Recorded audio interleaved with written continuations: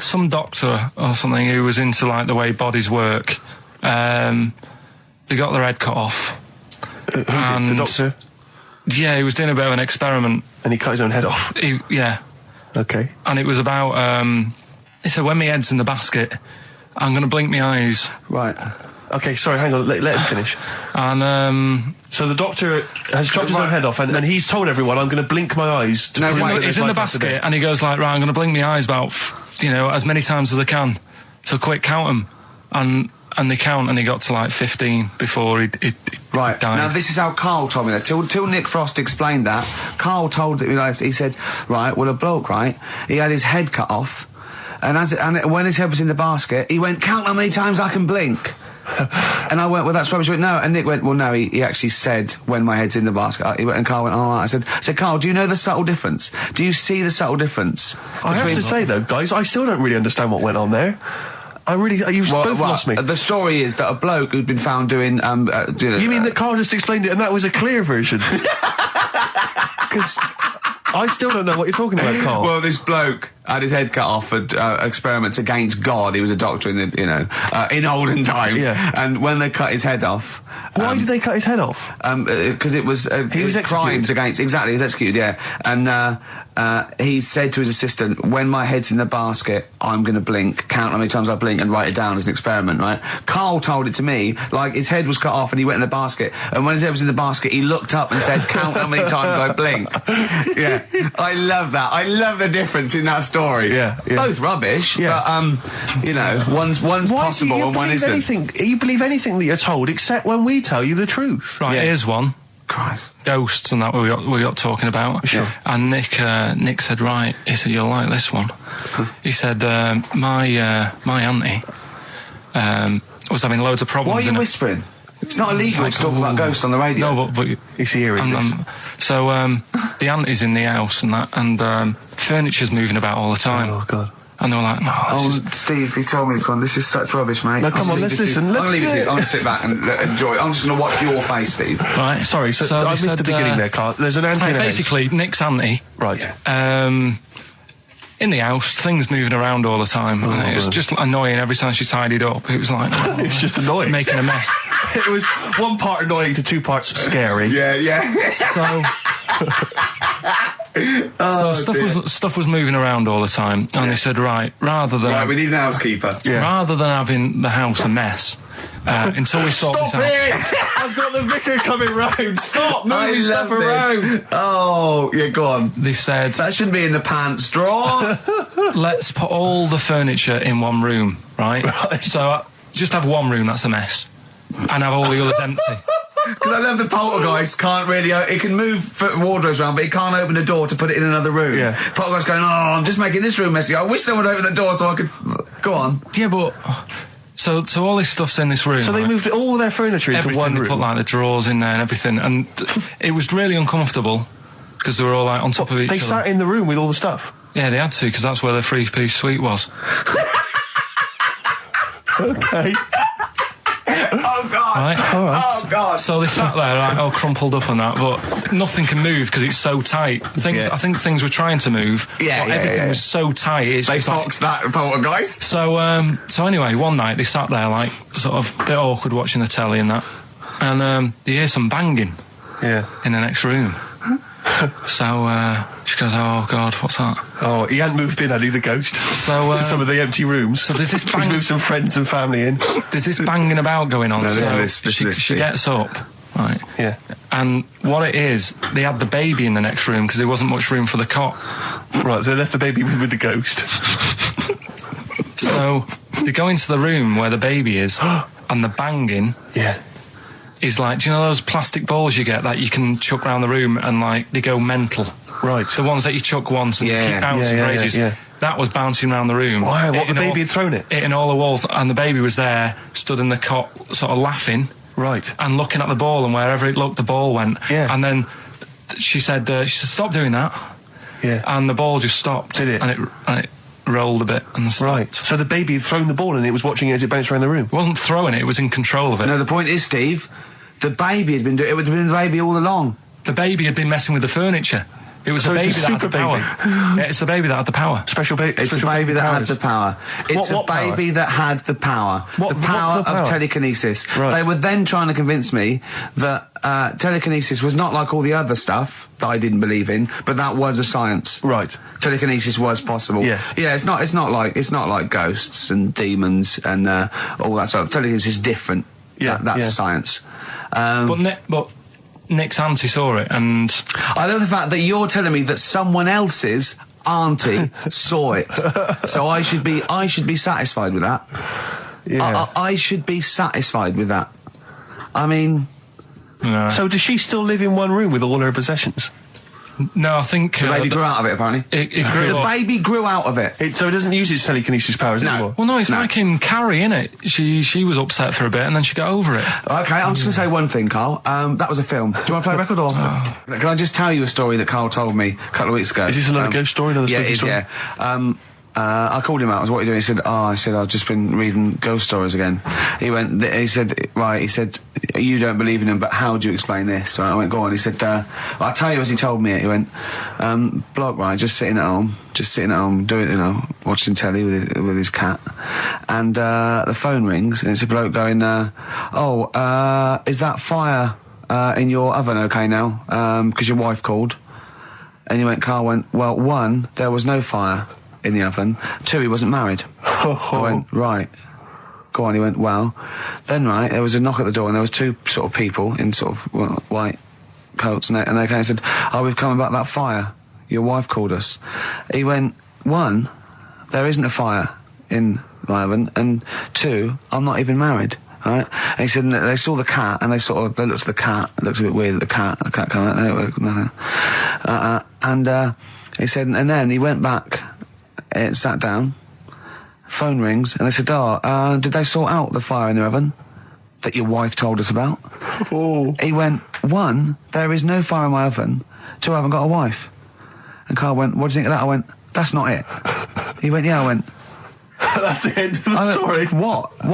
He went, well, how'd you explain that? I went, explain what? I thought he was going to say, a year later we got married, but she died in an oven fire. Right? I thought it was going to be that. And I went, That's what? people winding him up. Yeah, or someone did report a fire oven, and their name was Johnson, and they looked up Johnson, they got the wrong thing, it was the gas board, and they sent around to the wrong person, right? You know, he went, yeah. I said, I explained it to him, he went, yeah. Why did they look at the cat funny? Oh, man alive, Carl. This is really weird, right? I was in my house once, right, and the doorbell rang. Yeah. Right, I opened the door, and there was no one there. Yeah. Right? And then I looked across the street, There's some right, and kids there were some running kids running away. Yeah. Now, how do you explain that? Yeah. There was another time, right, where, like, I opened the door, and there was a bloke goes, you've ordered pizza. I went, I haven't ordered pizza. And I heard my mate upstairs giggling and putting the phone down. Yeah. How do you explain that? Carl, seriously, why did you tell me that story? What do you think that was weird about that? The fact that it was 3 different people. Is this all the information? Is that the entire story? It was 3 different people. Did you fall hassling asleep him and not read the about end? A fire that didn't happen, about a wife that didn't exist, and a cat that didn't look happy.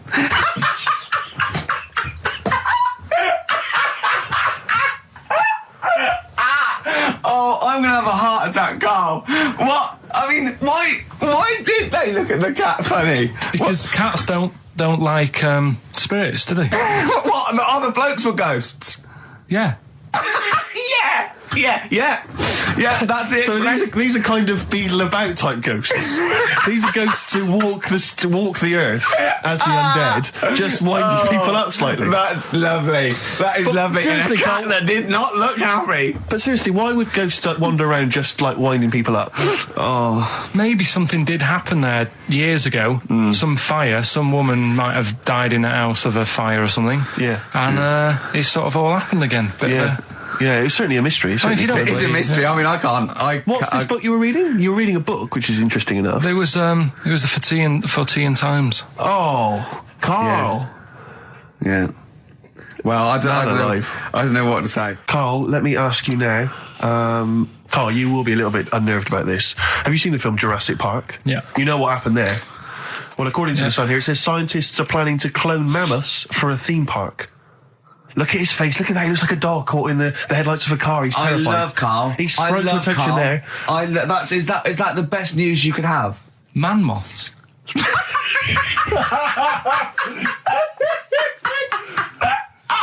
Right, Yeah, man-moths. I love the Man-moths. fact that that's why he was so excited that they bred a man-moth.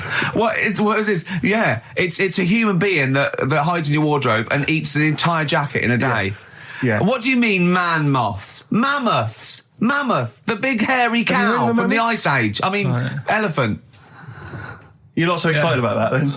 You can take or leave bringing back mammoths to life, but a man-moth... A man-moth is a different matter. Oh, if we'd have never brought that up, he'd have gone and told someone now. Yeah. You know, they've bred an half man, half moth. This and is that's what how, we that's how mean. things start. This is what we mean when you hear don't- these ghost Are you stories. slightly deaf? Is that it? When you hear these stories, is it? Carl, is English your first language? Are you actually foreign? Is that the thing? yeah. Should we When speak we say slower? foreign, we mean not of this planet. Yeah. Should we speak slower? Would that be a help to you? No, go on. Next What do you one. make of Do that? you think that's good? Seriously, Would you the think that's idea good of to bring bringing back mammoths? prehistoric animals. These giant elephants. They're slow, aren't they? It's not as if they're going to like get out and run fast and they can't capture them. They'd probably be a like fence, to be elephants, honest, aren't Carl. they? They'd probably be a fence. No, but you're asking it as if like, oh, it could all go wrong, but it couldn't, could it? Well, Really? but the point was about Jurassic Park is they thought it wouldn't go wrong. They thought they had it all under Yeah, but control. that was and they Have you dinosaurs. learned nothing from Jurassic Park, Carl? Dinosaurs would say, "Oh, think about it before you do it." But with a airy elephant, it's not going to. Not a concern for you. Would you go along to see him? Would you be interested in that? If it was in the area, He's great, isn't he? I'd love a queue, Nothing right? impresses No, him. but what I'd like to do is Carl sitting like Yoda in a little cave, and I'd just like to see people like Tony Blair and Stephen Hawkins in a queue, and they go and say, "Carl, got a bit of a problem." And thinking of cloning a man and a moth. Problem? Not an issue. No, if I'm in the area, I might cruise around and have a look at it. Otherwise, just don't send it near my clothes. Oh, that's fantastic. So it's just for a second. As the words "man-moth" came into your head, how excited were you? I mean, were you both terrified and excited? For the moment when you thought that they'd cloned a man and a moth? I pictured What kind of face did he have? Did he have the moth's head or was it a man's head? just a little man head. Right, what was his face? What did it look like? He just was like a bit shocked. Perplexed, yeah. Yeah, it was like he'd been grafted onto the body of a moth without his consent. And when he was asleep, Yeah, he'd woken up. he just went in to have a goiter removed, and they said, "We've He replaced woke your up with goiter with the body of a giant moth." Yeah. Is that all right, Mr. Jenkins? So he had the head of a little. Was it a little boy or a man? little man, Right. Okay. and he's just bumping into a lamp. He's just running into the lamp. if you went into hospital and they'd done something, what's the worst thing they could do, right? What would you rather have done, right? You wake up and you've got lobster claws for hands. Right. You wake up and you've got duck's feet. Or you wake up and you've got one horn coming out of your head. The worst thing, Yeah. probably the horn coming out of my head. Why? Get in the way. That'd be useful, wouldn't it, in fights and stuff? And for like parties, people would play Well, I suppose quoits. the lobster claws would also be quite handy there.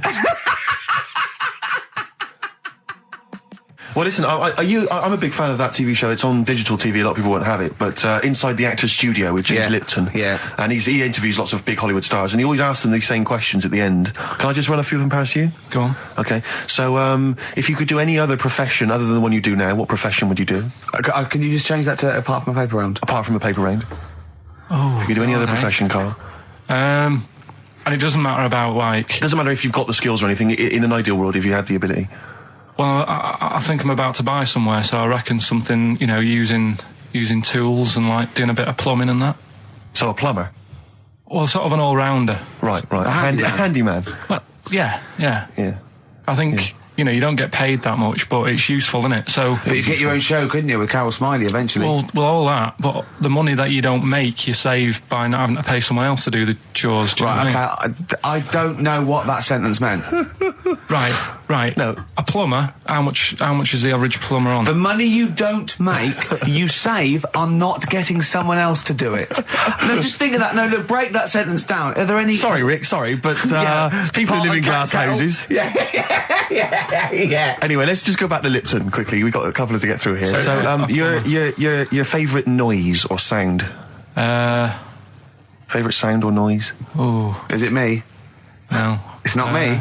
Hang on a minute. It's not me. Are you sure it's not me, Carl? I like Elvis. Noise. Elvis. In the ghetto. The sound of Elvis. Elvis in the ghetto. Brilliant. Okay. Yeah. And your least favourite noise or sound? I don't think it should really be records and music. Noises, things that you hear at home or whatever. Maybe like a sound of a... The least favourite noise? Least favourite? The sound of... Probably like... the sound of ghosts? Fire engines and that.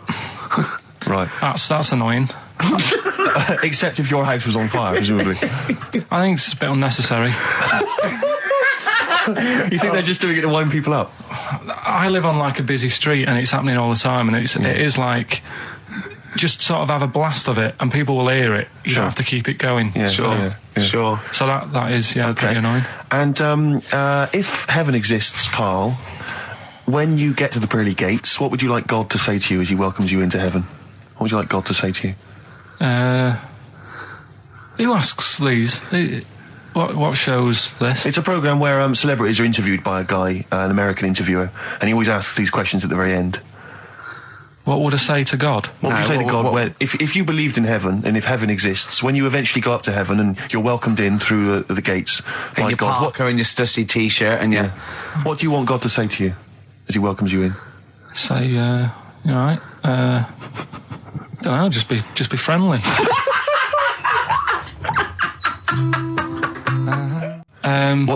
Is this something that happened to a friend of yours, or is this... No, I read about it. You read about it? Okay. There's this little lad, right? Okay. First of all, it's years ago, right? When they didn't have decent doctors in like every town and that. Yeah. And this little kid is dead ill, right? Yeah. And the local doctor...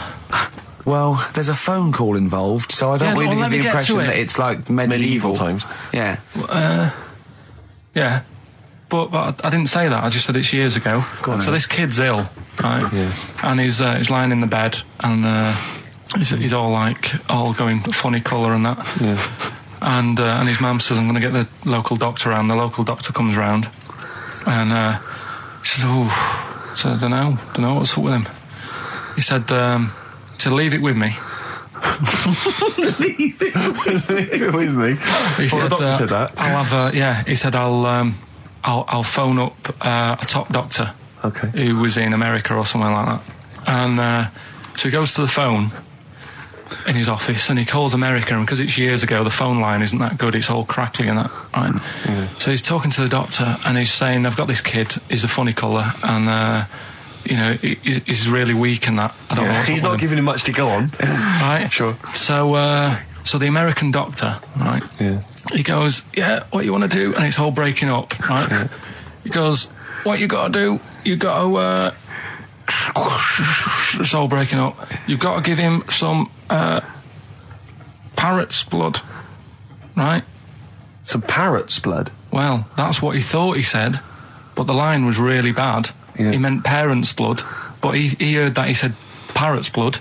He said, right, I'll do that, leave it with me. I can see where this is going. He goes to a pet shop. Yeah. He says, give us like half a dozen parrots. Sure. Takes them round to the kid's house, takes the blood from the parrots, puts it into the kid's fine. The kid's fine? It worked. Such a load of shite in my life. I've never heard such twaddle, such just made up, enhanced, exaggerated bollock in my life. A load of old rubbish, Carl. I mean, when he told me this, the doctor said, what do I do? And the doctor on the other end said, give him some blood. And the doctor went, where do I get blood from? So hang on, wait, I just need to clarify. Where do I get blood from? Give him some parents' blood. Give him some parents' blood. Give him some parents' blood. Yeah. But hang on, I just need to know where you read this. Carl. Where was this? Where did I you read stitched this? you up. You know what he said? He said, so do you believe it? I went, tell it to Steve. He went, do you believe it? I went, tell it to Steve. Carl. But where did you read it? That was on the internet. Where is it on the internet? I'm always looking at stuff. I was looking at stuff this morning because of Yoragella last night. eating all that funny food and that, and also they all got a bit scared last night, didn't they, with a snake? I didn't see that. Is this I'm a Celebrity, Get Me Out of Here? Yeah, he got all worried about a snake getting on the sort of wandering about in between the sleeping bags and stuff. Yeah. And They were all scared, and it's so easy. Leave it with me. Sorry, the doctor says, leave it with me. Leave it with me. Well, they were all scared because there's a snake, and it's so easy to find stuff out. Before they, where are they? Where is this jungle? Australia, I think. Before they went, give it half an hour on the internet. I found out with snakes, you don't need to worry, right? They're deaf, they haven't got any ears. Right. So as long as you're really quiet, it'll probably leave you alone. Yep. And also, they don't have eyelids. So they were suggesting if one's coming towards you, just like kick sand in its eyes. Because it can't blink, and it leaves it a bit like annoyed, and it wanders off. But they didn't do any research before they went. Yeah. And that's, I think your knowledge would hold you in good stead. I don't think you need to know any more than you know. Carl's getting very excited, as we all are, about his new... Should we let him do a little taster for us? Well, I'm very excited about it. I mean, so the gist of it, what is it? What is it exactly? Right. Is it a game show or is it a competition? It's just, I just thought it's something that, you can play, and also people at home can take part in it. Now, would they phone in about this, or they can just play at home while they're listening? They can just play at home. Okay. You mean we haven't got any prizes? No, there isn't. No, I think we could get him to phone in, maybe. Well, I don't know. Let's hear the game idea first. Yeah. Right, it's music related. Okay, good. And what I do is I sort of tell a little story. Okay. And that story makes up a song title. All right. Well, it sounds ambitious. So, is it a cryptic clue? Could be. Say like this, right? Oh, dearie me. Oh, dearie me. Say like this. Right. This woman, right, she's pregnant. You know the answer to this one, so don't be saying anything. This is just aimed at Steve. Okay. Right. This woman has a baby. Yeah. She's pregnant, has a baby, and the doctor's there in the hospital, going, "Oh yeah, you've got a lovely little baby." Oh, here. You told me that this is. Oh, this guy. Got a lovely little baby. It's just coming out now. You'll be able to see it in a minute, and it's like covered in gunk and stuff. Yeah. And he's going, "Yeah, it's nearly here. It's coming out. I see its little head and that." And he gets hold of it, and it's full of all this gunk. Right. The baby's full of gunk. Yeah, like the covered in gunk or full of gunk. Covered in it. Right. And he goes, "Here you go. Get hold of your baby," and he drops it. Right. What song's that? There's so much irrelevance there, Steve. I can't tell you. It's not a cryptic clue. It's not a cryptic clue. Because only... the gist of it is relevant. That isn't the best one. That's just... Right. I mean, there is just... There's things there that you were dwelling on and thinking of puns. Don't. Just go for gut instinct. What was it? What was that? Right, I just need to try and get the basics of this. There's a woman, she's pregnant, she has a baby. Yeah. The baby's covered in gunk. Yeah. Right. And because of the gunk, the doctor drops the baby. Yeah. And that's all I need to know. Yeah, that is all you need to know. Yeah, the pregnancy is largely irrelevant. Okay, what are the key elements? It's the birth and the doctor dropping it that are the irrelevant. The birth thing. and the dropping of the baby. Yeah. I've absolutely no idea. I can't even begin to guess. Think about what's happened here. Oh, Carl, she's had a baby. The doctor's trying to deliver it. He's saying it's a nice little baby you've got here. This is all irrelevant. Right, let me tell you this. So just to be fair to Steve, so he can get into your mind. Right, this is not a traditional cryptic clue, logical problem. This is Carl. What song am I thinking of? Right, that is Underworld. Born Slippy. I have to say, actually, that makes textbook sense. Yeah. No, that does actually. No, I'm sorry. Do you like all the story about it's all right, you can see it in a minute. Oh, it's just covered in gunk. Yeah. No, I agree there is some extraneous detail, but I have to say... Yeah. That Born was good, because it was... That's the look of it. Was Born was good, yeah. And Born Slippy...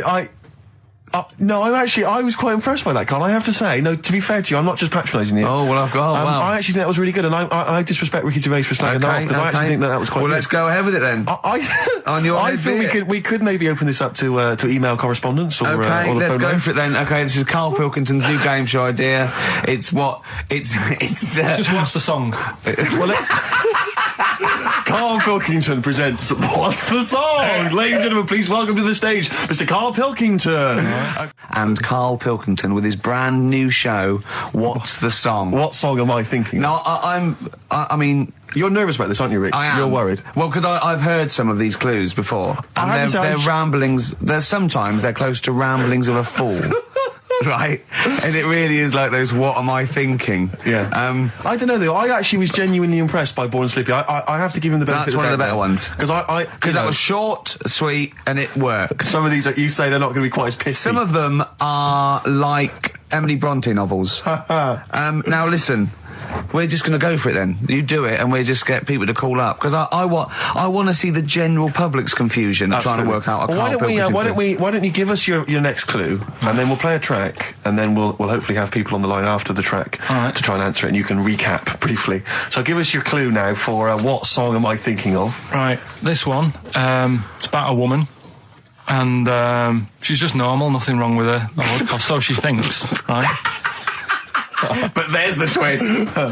Is this like the Tales of the Unexpected? And she's got she's got her mates and she's having a normal life, having a good time and that. And then this thing happens, right? And she starts to stink. And she can't have a bath, right? And she really wants to have a bath. She's dead sweaty and stuff. She's going about her daily stuff. She can do everything else normal. She can eat, she can talk, everything. But for some reason, she can't have a bath. Is there a coal mining husband in the bath? Yeah. Is this Born Stinky? She can't have a bath. So a woman can't have a bath? Yeah. Is that it? Or a shower. She can't. Okay, leave it there, Rick. Don't try and guess. It's not for us to guess. The general public can phone up and ask questions, so I just go for it. I'm not sure they can they? I think so. Otherwise, we don't want just people just phoning up and I'll tell you what about this? Why don't they can ask one question? Yeah. They can ask one question of Carl, then they have to make a guess. Okay. 08700 800 1234. Have we got someone on the line now? Let's do it. Let's go for one. Let's go for one. This is edgy radio. Letting Carl stuff. Live. Go on. Hello, XFM. Hello, I'm ringing about, what's the song? Absolutely. What do you think? Well, I'm going for Dirty Diana. Dirty Diana. See, that works. That's a great guess. It does, yeah, but it doesn't work, because why can't she have a bath?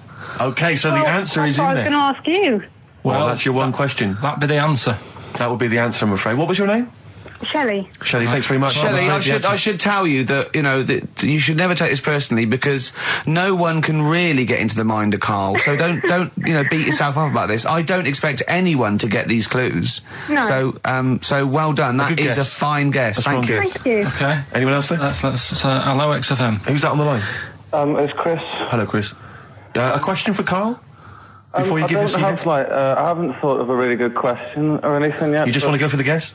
No, what I thought was, I'm sure Simon Mayo used to do this when he did the breakfast show on Radio 1 years ago. No, he didn't. So you've just pinched this idea, Carl? If you're going to rip someone off, Carl, do not rip off Simon Mayo. I haven't ripped this off. I thought this was a new idea. I was going to do it with sound effects instead, but that's... he used to do that, and he used to get his team to play other characters. You idiot. Well, no, hang on.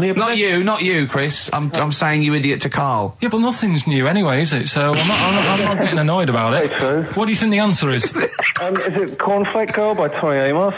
Good answer. She couldn't have a bath because she'd go all floppy and then go down the plug hole. Good answer. She'd go all soggy. Yeah. So is it Cornflake Girl? No, it's not, but that's a great answer. It could have been. All right. Okay. You're already seeing the error of this, aren't you? I think this is great radio. I'm really hooked on this. I'm genuinely excited now. This is really like that, those so-called lateral thinkers. A man got into a field and dies. Why? Yeah. He ran out of air. No. Not the one I'm thinking of. He was shot. No. That was a good answer, but... Couldn't, Simon Mayo, sue you or something for doing it? Will you stop? Don't mention that. Yeah. Listen, I think if you're going to steal ideas from someone, it should be a brain box like Mayo. I mean, he's the man who's the only example of one I can ever remember here on his show, because I was quite young then, was some people were pretending to, tap someone's phone or something, and then they got caught, and the answer was just bugging by whistle, because they were... Genius. That was absolute genius. That's absolute genius. See, Carl, that's the sort of standard you've got to come up against. Yeah. Thanks very much, Chris. The phone lines are hot. Hello, XFM. Hi, is it Candy Perfume Girl? Is it what? Candy Perfume Girl. Candy Perfume Girl? Yeah. Candy Perfume Girl. Is it? Well, who's that by? Madonna. No, it's... That sounds like an obscure album track. No, it's one of her songs. Just think about it. She stinks and everything. She's a normal life. I didn't say she was a sweet or anything. But for some reason she can't have a bath or a shower. Is this a big song? Just to give him a clue. It's a bigger song than Candy Sweet Girl. Thank you very much indeed for your guess. It clearly isn't right. Thank you. Cheers. Sorry. Okay, one more, then we go to a record. Come on. Okay. Go on. Hello, XFM. Carl. Yeah. Is it High and Dry by Radiohead? High and dry. High and dry. Now that's great. She smells, which is another word for high. She's dry because she doesn't have a shower. Carl, if it isn't that, yours will never be as good as that. He's the winner. Whatever you're thinking of, that clue is brilliant. What's your name, mate? It's Richie. Richard, I mean, you can't beat that. That's a bit too lateral. Don't be stupid. It's perfect. He's made yours into a clever clue. He's made high, she smells, dry, she never gets in the bath or shower. It's not that, is it, Carl? No, it's You not. don't even get that, do you? Not really. Have you ever heard of the word high being used to mean sort of smelly? No. No. Oh, what? That was where you went wrong there, mate. Richard, I'm declaring you the winner, even though that isn't the answer. I don't think Thank we you. should give up this early. Can we just let's play a song and, Let's play a song. Give it one more chance, because if people think about it, it is really easy. So I'm not going to find out the answer now, because I've got to go out. okay, we'll do it very quickly. Stay in for 10 minutes. We're just going to play a new Coldplay track, aren't Okay, we? let's hear Brilliant. Coldplay and then we'll come Cheers. back with this. Coldplay, One I Love. That's for Nick, Neil, Olivia in Tower Bridge. Absolutely, and also Nikki from Bromley who emailed in. She's enjoying the show and she wanted a bit of Coldplay. That's the B-side of the current single. This is a great show, isn't it? We've got great music, we've got laughs, tears, we've got requests, we've got Simon Mayo games. It's just like Radio 1 for less people. Exactly. Radio 1 for less people. This is great, isn't it? So go on then. So listen, Guy, you were so excited about this game, weren't you, earlier? You came in with a But I hop, knew it skip would and a leap in fall your flat. step. Although I must say, the phones are going mental. We're going to have to take This some is more it. No, calls. people love I mean, Carl. high and dry is great. I mean, it works. That's it. Can we have a very quick Just recap in case someone's just very tuned in. quick Can you recap. make it so high and dry doesn't work now? Give us a bit of information that makes it different to high and dry, or can't So you for those that even have do just that? tuned in, Carl describes in a roundabout way a story which somehow is representative of a song. Is that song right? title. A song title. Yeah. Okay. So this woman, she's all right. You know, she has a normal life, Pretty much. kind of. Yeah. There's probably a few things actually that she can't do thinking about it. But the main problem would be having a wash or having a bath or having a shower. Yeah. Maybe going for a swim thinking about it. Right. Let's go. I think water is the clue, isn't it? That's the clue. All right, so Who's that on the line? Hi there, it's Mark. Hello, Mark. Hi, Mark. Right, What do you it think? smells like Teen Spirit, Nirvana. No, it's not. That's a great guess. Smells like Teen Spirit again. It's also No. brilliant. Thank you, Mark. Well done. No, it's not that. All right. Hello, XFM. Oh, that's a dodgy mobile. Oh, that's a bit of a clue. A dodgy Hello, mobile. XFM. Oh, they've just given up. They've all been going for Smells Like Teen Spirit. They just hung up. Hello, XFM. Hi, is it, She's Electric? Excellent. She's electric. It makes sense. That's fantastic. Oasis, Carl. she's electric. Why does she smell? Because she doesn't have a bath and that. Because she can't have a bath or a shower. What's your name? Neil. Neil So got does it. that? So Neil got it. So, did you get it straight away? No, only, during the song. A process of elimination from all the other wrong answers. Yeah, basically. So, she's electric.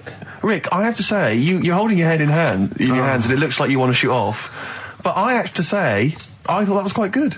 I genuinely thought that was quite good. But it's not a cryptic clue, is it? Because it's not. She smells. There's a few things you can't do. She's electric. yeah, but do you understand what I'm getting at? She's electric. I always understand what you're getting at, Carl. That's never been a problem in the years I've known you. Neil got it. Yeah. She's I have to electric. say, Rick, I think you're down on this idea. I could definitely see that. ITV1 replacing I'm a Celebrity, Get Me Out of Here. Karl Pilkington hosting. Simon Mayo on the phone Exactly. to the lawyers. Well, Neil, there's no prizes or anything, but well done. Well done. That was well worth it. Right. Well, you go away with the award in the knowledge that you've beaten Karl. Yeah. You can secure the knowledge that you thought how Carl does. Absolutely. Well done, Neil. So let's take us back a few steps, Karl. What's the story? Right, so I did some research. Right. Let's just recap again. There was a guy you read about who had his head chopped off. He was guillotined. Yeah. He had said to the people around him, Count I am blinks. going to blink once I've had my head cut off to So show the brain that life can still... or the brain Yeah. can continue to work after, Yeah. after Yeah. death. Okay, so yeah, we queried that. So you weren't having any of it? Well, no, possibly for a few seconds till the oxygen stops being fed to the cells because the blood has drained away. But, nothing spectacular. So Right, go on. well, along the similar sort of lines, right? This is quite a few years ago. this fella sort of upset the royal family doing something. Right, so they said that this isn't good. It wasn't Ben Alton at that Jubilee thing, was it? I can't remember what it was. And they said, right, that was terrible. We're gonna cut your head off. You know, you gotta show people like you can't be doing what you've been doing. What was this? The 1970s?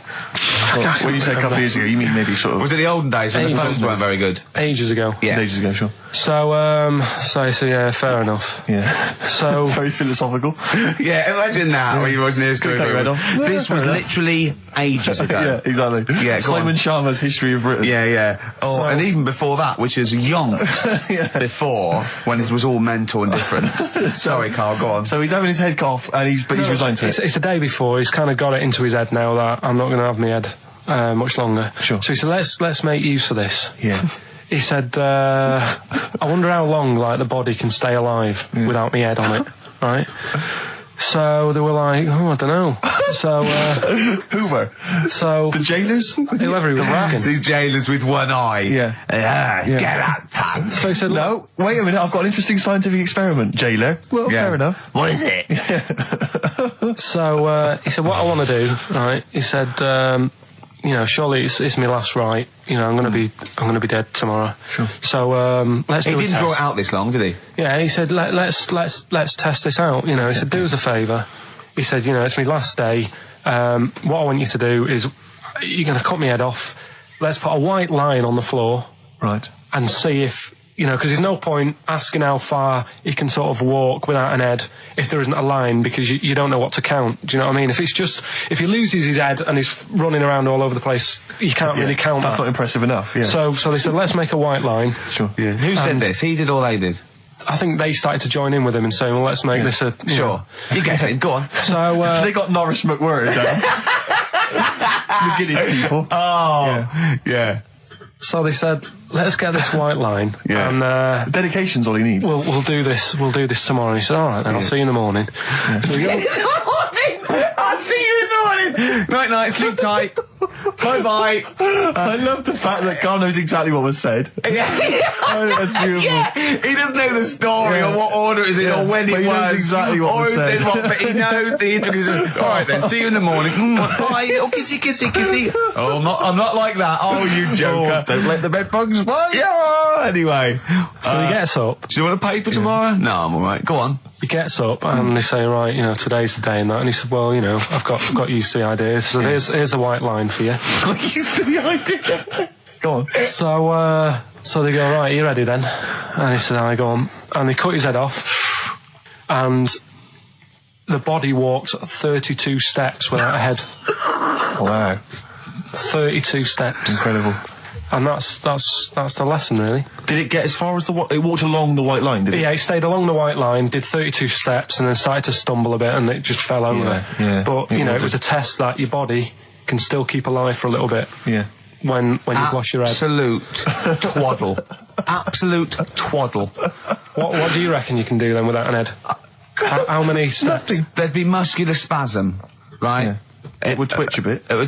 You could not distinctly take 32 steps. The body don't... Yeah. Is the doctor still on the line? Yeah. The fella that bought 6 parrots. Yeah. And, you could have got 32 steps. Right, so you don't believe that. Doing a bit of line dancing. Right, you don't believe that, but something that you do believe that a cockroach can live a week without an head. It can.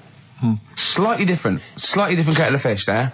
Why? Wow, insect to human is what I'm thinking. Yeah, that difference. There's not that much difference in some insects. Do you know that a snake has a heart and lungs and kidneys and stuff? Go on. No, well, I'm just saying. So? You're making out as if they're a totally different, species. I am making out. I mean, call me old-fashioned. Do you know what you're talking about? I don't want you embarrassing yourself, Rick. Yeah, I am suggesting they're totally different beings. Yeah, that is... Yeah. Now, Carl, the cockroach is a very different thing. The interesting there is that it lives without its head, because a lot of it's on, there's some of them are phototropic, chemotropic, some of them just literally have, irritation and muscle memory. I mean, they do have a central nervous system, but it's very different. So if you lose the head, it bypasses a lot of that anyway. All this is running around. The reason it dies is because it can't take on water. But it's very different to a man, right, having consciousness and then losing that, and the body's still going, no, I think I remember what I was going to do here. Yeah, so I'm going to carefully walk 32 steps along this white line. Imagine you just looking down going, oh, missed a bit. Yeah. Maybe the head was in the corner going, left, left, left, oh, he's now, ooh. Well, let's just put it out. I mean, if anyone listening has maybe had a relative beheaded, maybe in a horrendous car accident, but they got up, maybe they went for a walk, they had a little chat before they passed on. Carl. Get in touch. Carl, you are my favourite being. You are my favourite species. Now, you, Carl, may not be particularly different genetically from a cockroach. You are. Why can cockroaches do that? Why whoever made them went? Let's play a record. Do you know what? When I told him this fact, I send him little facts on text messages just to inflame his, interest. I just sent him a cockroach can live 9 days without its head. He texted back, "What's the point of that?" Yeah. What's the point of They're that? not doing experiments. These cockroaches. It's a boring last week to have.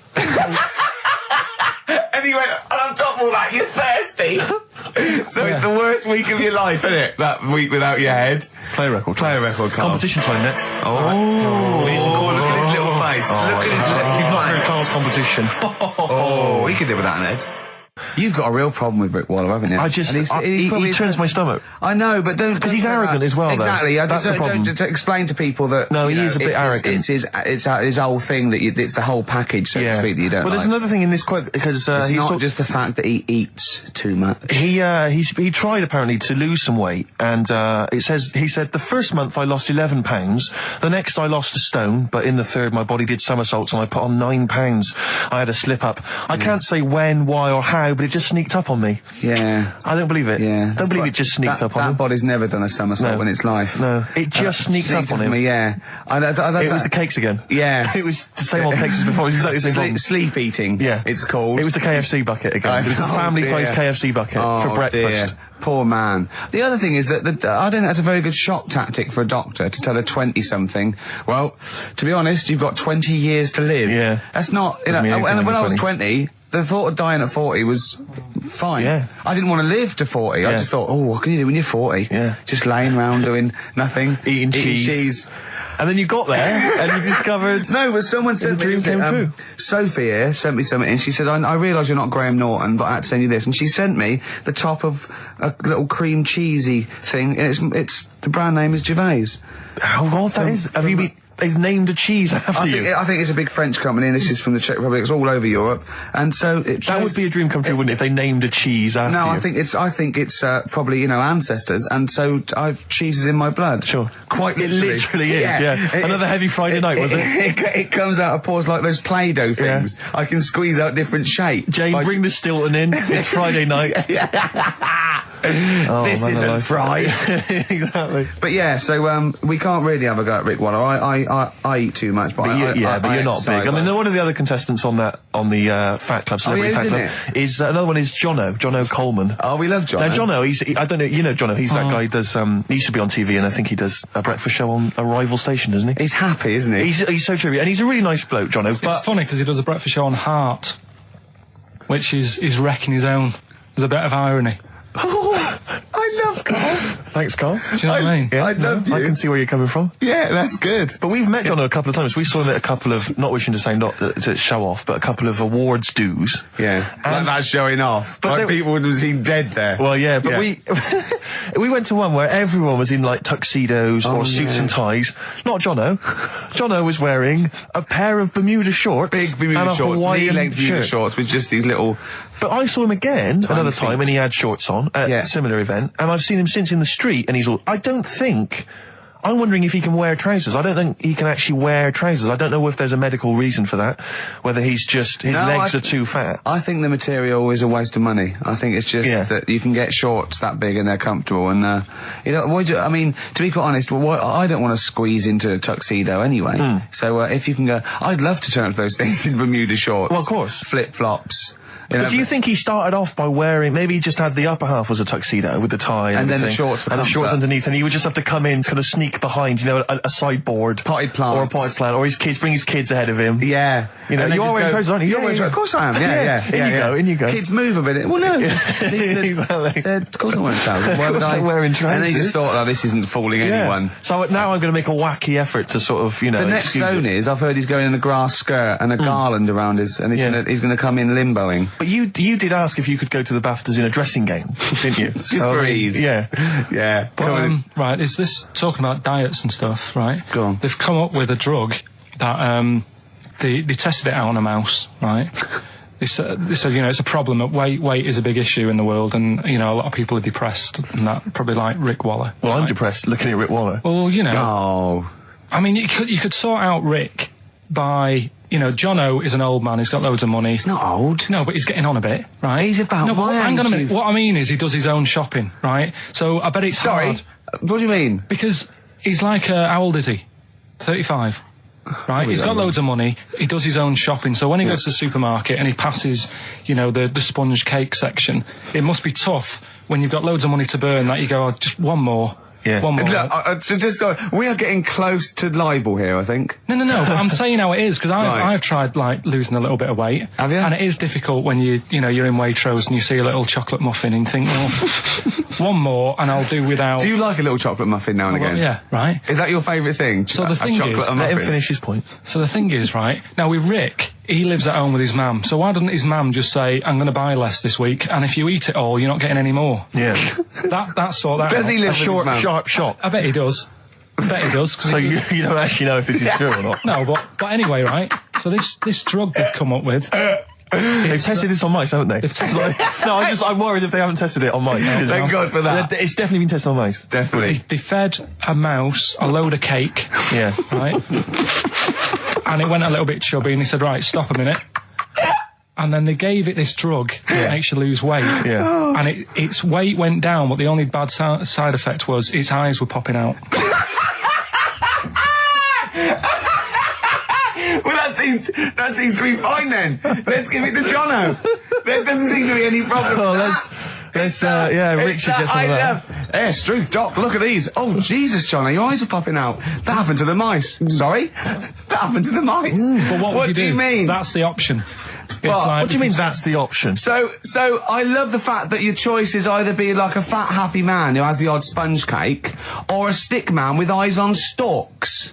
I mean, Steve's chosen that. All right, calm down. I thought we were slagging off Rick Waller and fat people. Sorry, Let's mate. have a go at the fat people before we start on me, Rick. Yeah, no, I didn't. I forgot. I mean, it's like... Yeah. Because I've got some issues and body issues. I know. But Rick Waller's grotesque, you know. Yeah, sorry about that. I'm just a little bit weird. I mean, do you know what I mean? Yeah, should we play a song and... Well, I'm just a little bit offended. That's upsetting. I woke up this morning, feeling fine. It's not a blues song, and I turned my phone on, and it was from Carl, and it went, forget it, I've made my mind up. And I thought, wow, what is that? And I forget it, I've made my mind. Yeah, I went, Carl, what is it? He went, oh no, it's about the text I sent you last night. I went, well, what was it? I just got this text. He went, I was just wondering, I was thinking last night. He said, supposing you had to have your hands removed. Sure. Right? And the doctor said, well, you can either have them stay like that with stumps, or I can sew feet there. What would you have? And I was bleary-eyed, and I went, the stumps? He went, yeah. I went, all right? He went, yeah. And then what was his follow-up text to that? And then I got the text, it was obviously before it, and it went, and it was like quite serious. What would you do if surgery not doing your hands? Would you have stumps or the feet? Right? Now the way, when I said, he's made his mind up, and I went, the stumps, he went, yeah. I think secretly he decided on the feet, but was too embarrassed to tell me. There's a little bit of what would you do? Because But why did you think of this? Why did you think of this? Girlfriend's away, right? Yeah, no, that's not why you start thinking bizarre surgery devices. Right? I'll let you into my little mind, right? Last night, I had some beans on toast, right? She was away. It's good already. She was away, so you had some beans on toast. She went wild. Yeah. Right? Now, I was stood up. I live on on a high street, right? So I'm washing up. I'm looking out the window. First thing that had my attention is I can look into other people's flats, right? Yeah. And it was weird how all these different lives were going on. I was watching them, and everybody had the telly on and was watching Volcano, right? Which was on last night. Right. And I thought, that's weird, right? I can see them all watching it. And it was like a little Chinese lad who was dancing around in some underpants. Yeah. And then there's a little old woman who lives downstairs who was reading a book, and she's always reading a book every night. And it's like, I have a better life than her. And then there's like some sort of bouncer who's always getting ready to go out late at night with all the black on. He looks like a bouncer. So I was watching all this life going on. I thought, did you witness a murder while you were doing this? Yeah. It was like that sort of Sliver film where that bloke had loads of tellies watching people's lives.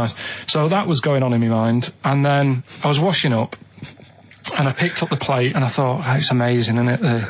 The human body, the way you can just sort of, I want to pick that up, and you do. Yeah. And the way your hands work, right? You've got 5 little digits, but it's just the right amount to do to do what you've got to do, right?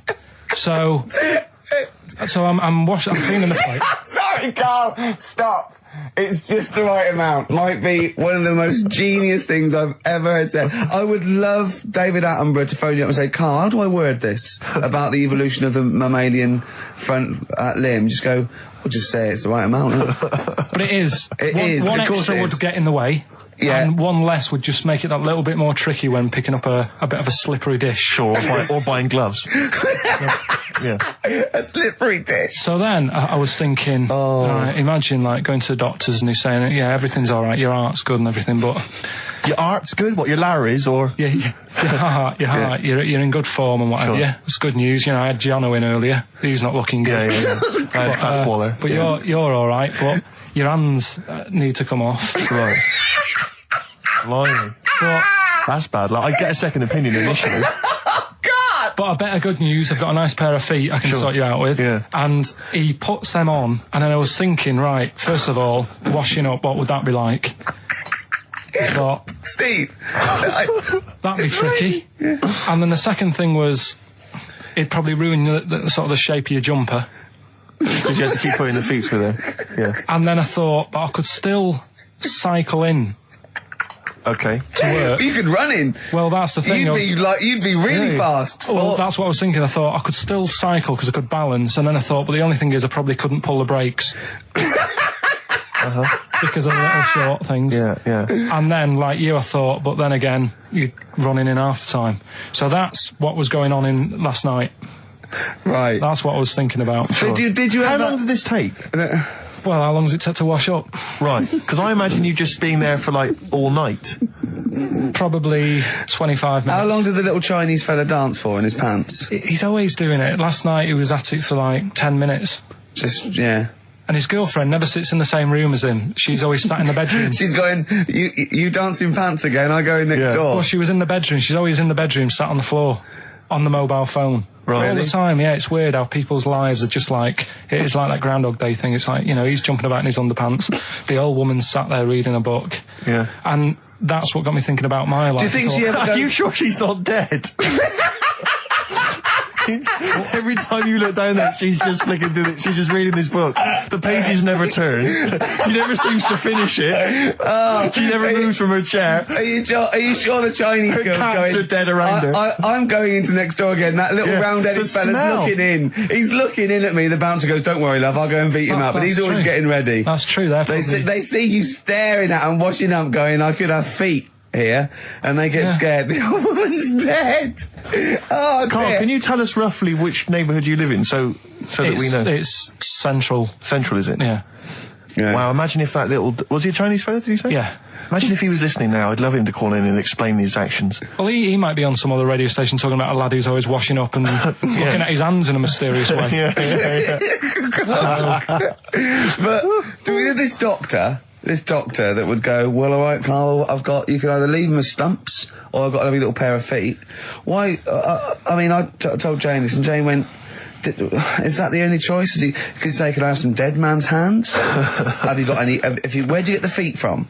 Where do you get the feet from? Can I have? What would you rather have then? Human feet or monkey paws?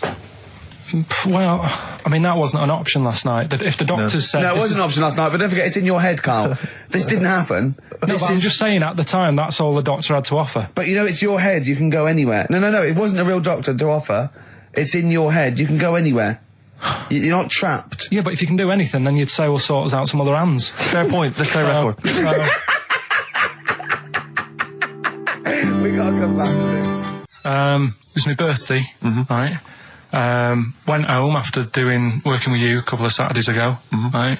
Girlfriend was like, open your card, and I said, no, it's my birthday on Monday, I'll open it. You obey by the rules, certainly on birthdays, birthday rule. Well, there's no point. Well, exactly, chaos leads that way. Yeah, right, so... not an anarchist, never has been. So anyway, she was kept going on, and it was doing me head in, so I said, alright, I'll open it. Yeah. So I opened it, ticket fell out, surprise holiday to one of the Canary Islands. So... And what was your reaction? I mean... The first one was, we haven't got enough money. Right. For this. But I didn't want to ruin it, so... No. So I didn't go on about that, and I said, it'd be great. So I can't wait. So, did you say it in that tone of voice? Well, it was good timing, because I was tired and everything. And I'm not a big holiday fan. No. But the timing was right. Yeah. Do you know what I mean? It's the same as last night. I don't always like a curry, but last night... You're in the mood. You get that sort of, curry feeling. You had a feeling. Yeah, you had a feeling. You thought, and then lo and behold, later you were eating the curry. It's weird, isn't it? Isn't it weird, the paranormal? Isn't it weird? They work in mysterious ways, ghosts. Yeah. So anyway, right, the island, if I was on Wish You Were Here, I'd probably say it's a bit barren. Okay. Not much there, but if you get a hotel, you guarantee good weather. Right. Are you? No, what I mean is, it'll be a good holiday. If you get a hotel, right, the weather's always good, so you'll have a nice time. Yeah, that was a comma, go on. And all that, and the food was alright, and everything was going alright. I was just having a nice, relaxing time. And how do you sort of spend your time on a holiday? You just lie around? Is that sort of holiday, just lying around. I bought a book. You bought a book? Yeah. Okay, ghosts? No, it was short stories, right? About ghosts? It was about like special days in our time and time before me and stuff. Oh, yeah. And it was like, it was telling you about how I think it was 1814, the Thames frozen up. Yeah. And all these stories are told by eyewitnesses. Yeah. Right? So there's some fella who was around in 1814, and the Thames was frozen, and people used to put market stalls on there, and they'd do the shopping. It was like an Oxford Street. Was that Mad Liar Charlie? No, because he's famous for that. Well, I'm sure, No, I think that was Mad Liar Charlie. Right. Yeah. So I was reading that, and then after a couple of days was a bit like, boring. Yeah, you can only do sort of so much lying around and so much reading. So Suzanne said, let's go on the beach, have a walk. You ain't gone on the beach? Where had you been up to this point then? In your room? No, just like around the pool, just relaxing and having a swim and that. Yeah. So she said, let's go on the beach. I said, alright then, yeah. So wandered down to the beach, and first impressions are, it's alright, it's clean. Your criteria is so basic, it's brilliant. Hotel, yes. Roof, good. Food, adequate. Beach, clean. Next. So I'm walking along, and everything's good, and, there's a woman feeding fish bread, which I thought that's different.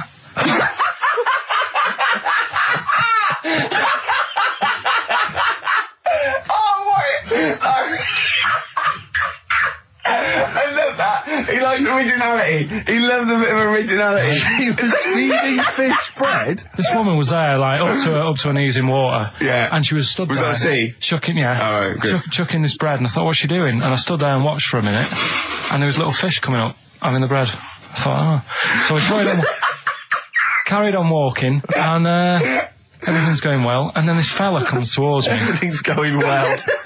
Yeah, that's I haven't fallen over. Clean feeding bread. 2 points for originality. Fella comes walking towards me. Oi. He's only got no pants on. Oh. So I said, Suzanne, what's going on? What did he turn to her? Like she knows more than him. So she said, oh, yeah, it's, she said, yeah, it's a nudist. Is this going to be a long story? Could you pour that coffee? Can you give me that coffee over?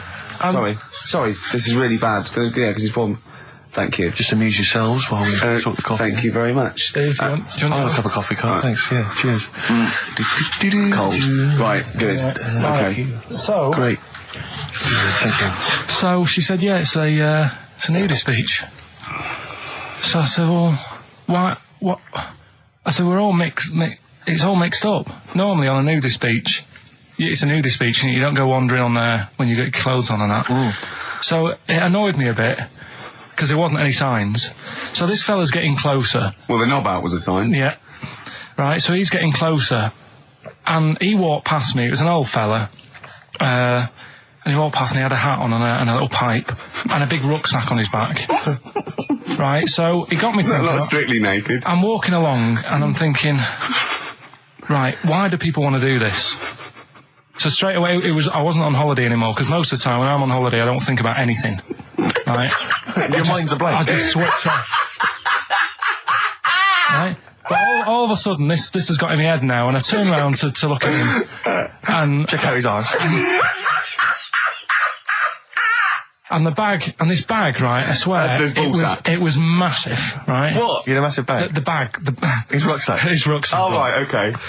When he said there was an old couple coming towards me, I said, what was lower, the bloke's bollocks or the woman's tits? And he said, well, that was another point, she might as well have worn knickers. Because so you can see it. That's what he said to me. So you saw the bag? So it annoyed me, yeah, because the whole idea in it, this is what I think, I mean, I might be wrong, right? Might be wrong. Chances you never have been. You never have been before. Being nudist, right? What's it all about? So I'll tell you, on that point, Carl, let's play a tune, let's come back and we'll discuss... What are we going to play? We'll discuss that very issue. We've got some ideas, we did chat about this last week, Carl, in your absence. Alright, well, we'll play the choral. Okay. It's a good one, this. Yeah. Coral, Dreaming of You, on XFM 104.9. I'm Ricky Gervais, with me Steve Merchant and Karl Pilkington. If you just joined us, Carl is walking down the beach, and a man has just passed him with his knob out. Yeah, his testicles out and his huge bag, apparently. Right. Now, we'll sum this up, you know, quick, because we did talk about it last week. You know, you did call me and tell me some of these things, and we sort of mentioned it last week, but you just want to say just give us your thoughts on nudity. Well, what I don't understand is, right, nudity, I thought it was all about, you know, sort of being free. Yeah. Natural, letting the breeze, you know, blow around you and that. That's all I can think is of like the bonus of doing it. But you can get that by just having a pair of shorts on, right? Because I'm not one for getting my kit off. It's just something a bit weird about it, isn't it? Normally, if I go for a walk on the beach, I'll put a shirt on. Sure. But leave it unbuttoned. Yeah. Oh, right, yeah, tease the ladies, sure. Do you know what I mean? Yeah. But it just feels a bit weird. So it's best to cover your back anyway, because the sun... Yeah. And all good that. advice, yeah. But when I saw him, and I thought, well, right, is he doing it to sort of be free and be comfy and all that? And then I thought, but he's carrying a big bag, right? I've got a pair of shorts on, and I'm not looking at him thinking, I bet he's really comfy. Do you know what I mean? I wasn't going, I can't wait to get home and get my shorts off. They're really annoying me, these. So... and that's just it. I don't get what it's all about. Yeah. Sure. Yeah. Sure.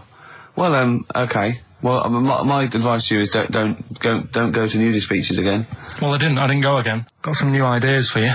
Go on. Well, they've all been blinders in the past. Go on. Did you do any competitions when I was away? Did we? I think we did, didn't we? Did we give away a DVD? Did we? Yeah, we did. Yeah, go on. Yeah, right. Go on. Anyway. Well, I thought some... This isn't like radio, is it, as we know it? This is just people talking. If the mic's on, it's luck. Yeah. If anyone's listening, I've no idea what they think of this show. It's not a show.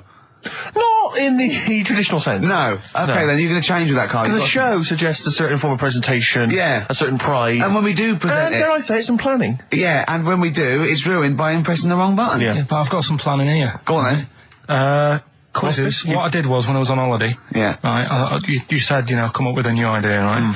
So the best way of coming up with ideas is sort of... thinking. Sort of nicking a TV show name and then twisting it a bit. Yeah. So... Or just rip off Simon Mayo's idea completely. That's good advice for anyone out there. I didn't... Yeah. If you're interested in ideas. See, Carl is presently running a course writing for TV. Yeah. And that's the lesson one, isn't it? Just rip something else off. Just do it and change the title slightly. Yeah. Well, go on. This one I haven't really got I don't know what to do on the game, but I'm thinking... Strike It Ricky. That's all you've got? That's what you've come up with. How long did that take? What is that? I just thought it sounded a bit like Lucky. Forget that one then. Yeah, forget that one. Okay, yeah, well, no, good. No, we all have hits of this. Even Spielberg's, not all his films, you know, can hit the. Go on. Right. No, okay, no, it's a good. Go on. Yeah. Do you remember Big Brother? Yeah. Do I remember Big Brother? No, go on. Big Mother, right? You call in. If your mum's heavy, you win a CD. What do you mean? How can you prove that? All right, forget that. Right, ER. Here's one. Right, ER. Good one. No. Yeah, no. The Price is Right. Remember that? Yeah. Right. The Price is Ricky? No. The Rice is Right. And what I do, I read from an Indian menu and a Chinese menu. You tell me whether you have pilau or egg fried. He's a genius, isn't he? He really is a modern. That one. Let's go on then. Let's go into this one. Let's not cross this off right away. Go on then. What you read from what? Well, I'll get a couple of menus from like an Indian and a Chinese takeaway. Yeah. And I'll go like, chicken korma. Well, could I just suggest that as it's an Indian, it'll be pilau, and anything you read out that is... Yeah, but you don't know which one I'm reading from. What, the chicken korma's Indian, isn't it? Yeah, so you go pilau. But then Well, you might as well say Indian or Chinese. No, because then the name wouldn't work. The Rice is Right. Okay, yeah, I forgot you're working for the title backwards, aren't you? Okay, yeah. I'm so confused. I don't know where I am or what day it is. A programme that they've been in on Channel 4, right? Can you cross that out? We're not doing The Rice is Right I either. don't understand The Rice is Right. No, go on. I'll tell you that later. We'll have a game in the office, right? A game that they've been in on Channel 4, but has got really big viewing figures. Well, obviously not. Right. Or they wouldn't be binning it. Go on. Do you know 15 to 1? Yeah. They're getting rid of that, right? Are they? I'm thinking 15 Taiwan. Get some items that are made in Taiwan, right? Get 15 items, and I say what they are, and then you go, oh, I bet it's the vase. Or something. That's the one that's made in Taiwan. Yeah. Just explain that again very quickly. No, don't go. Alright, Cross it out. Forget that. Cross it out. 15 Taiwan. Right. Go on. This is the one that I've prepared for, because I think this is daft. This is good. Let's play a tune and let's hear it after that. Oh, God. I'm very excited. Are we going to play it after that, or are we going to save it? No, you can explain it after it. I'm very excited. Could you hear that again? It's fantastic. Waiting on a Friend by the Rolling Stones. Yeah? Go on then, Carl. On XFM 104.9, Ricky Gervais, Steve Merchant, Karl Pilkington. Go on. Right, this one. Remember Blockbusters? Uh-huh. Right, this one is good, and we'll do this one. Rockbusters. And remember how Bob Holness used to give you a letter?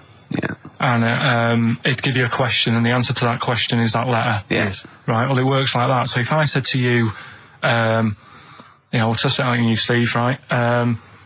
Right, welcome to the show and that. Hello. Let's play, right? And I say, right, your first one is W. Mm-hmm. And the cryptic clue, because it's done like crosswords. Okay. So not quite like Blockbusters. Well, this young man prepared for his death. And it's a W, so the answer... And it's not always going to be like our sort of music, it can be any sort of music that's out there. So the W is the name of the answer. I understand that, but is the answer always the band name, or is it... Yeah.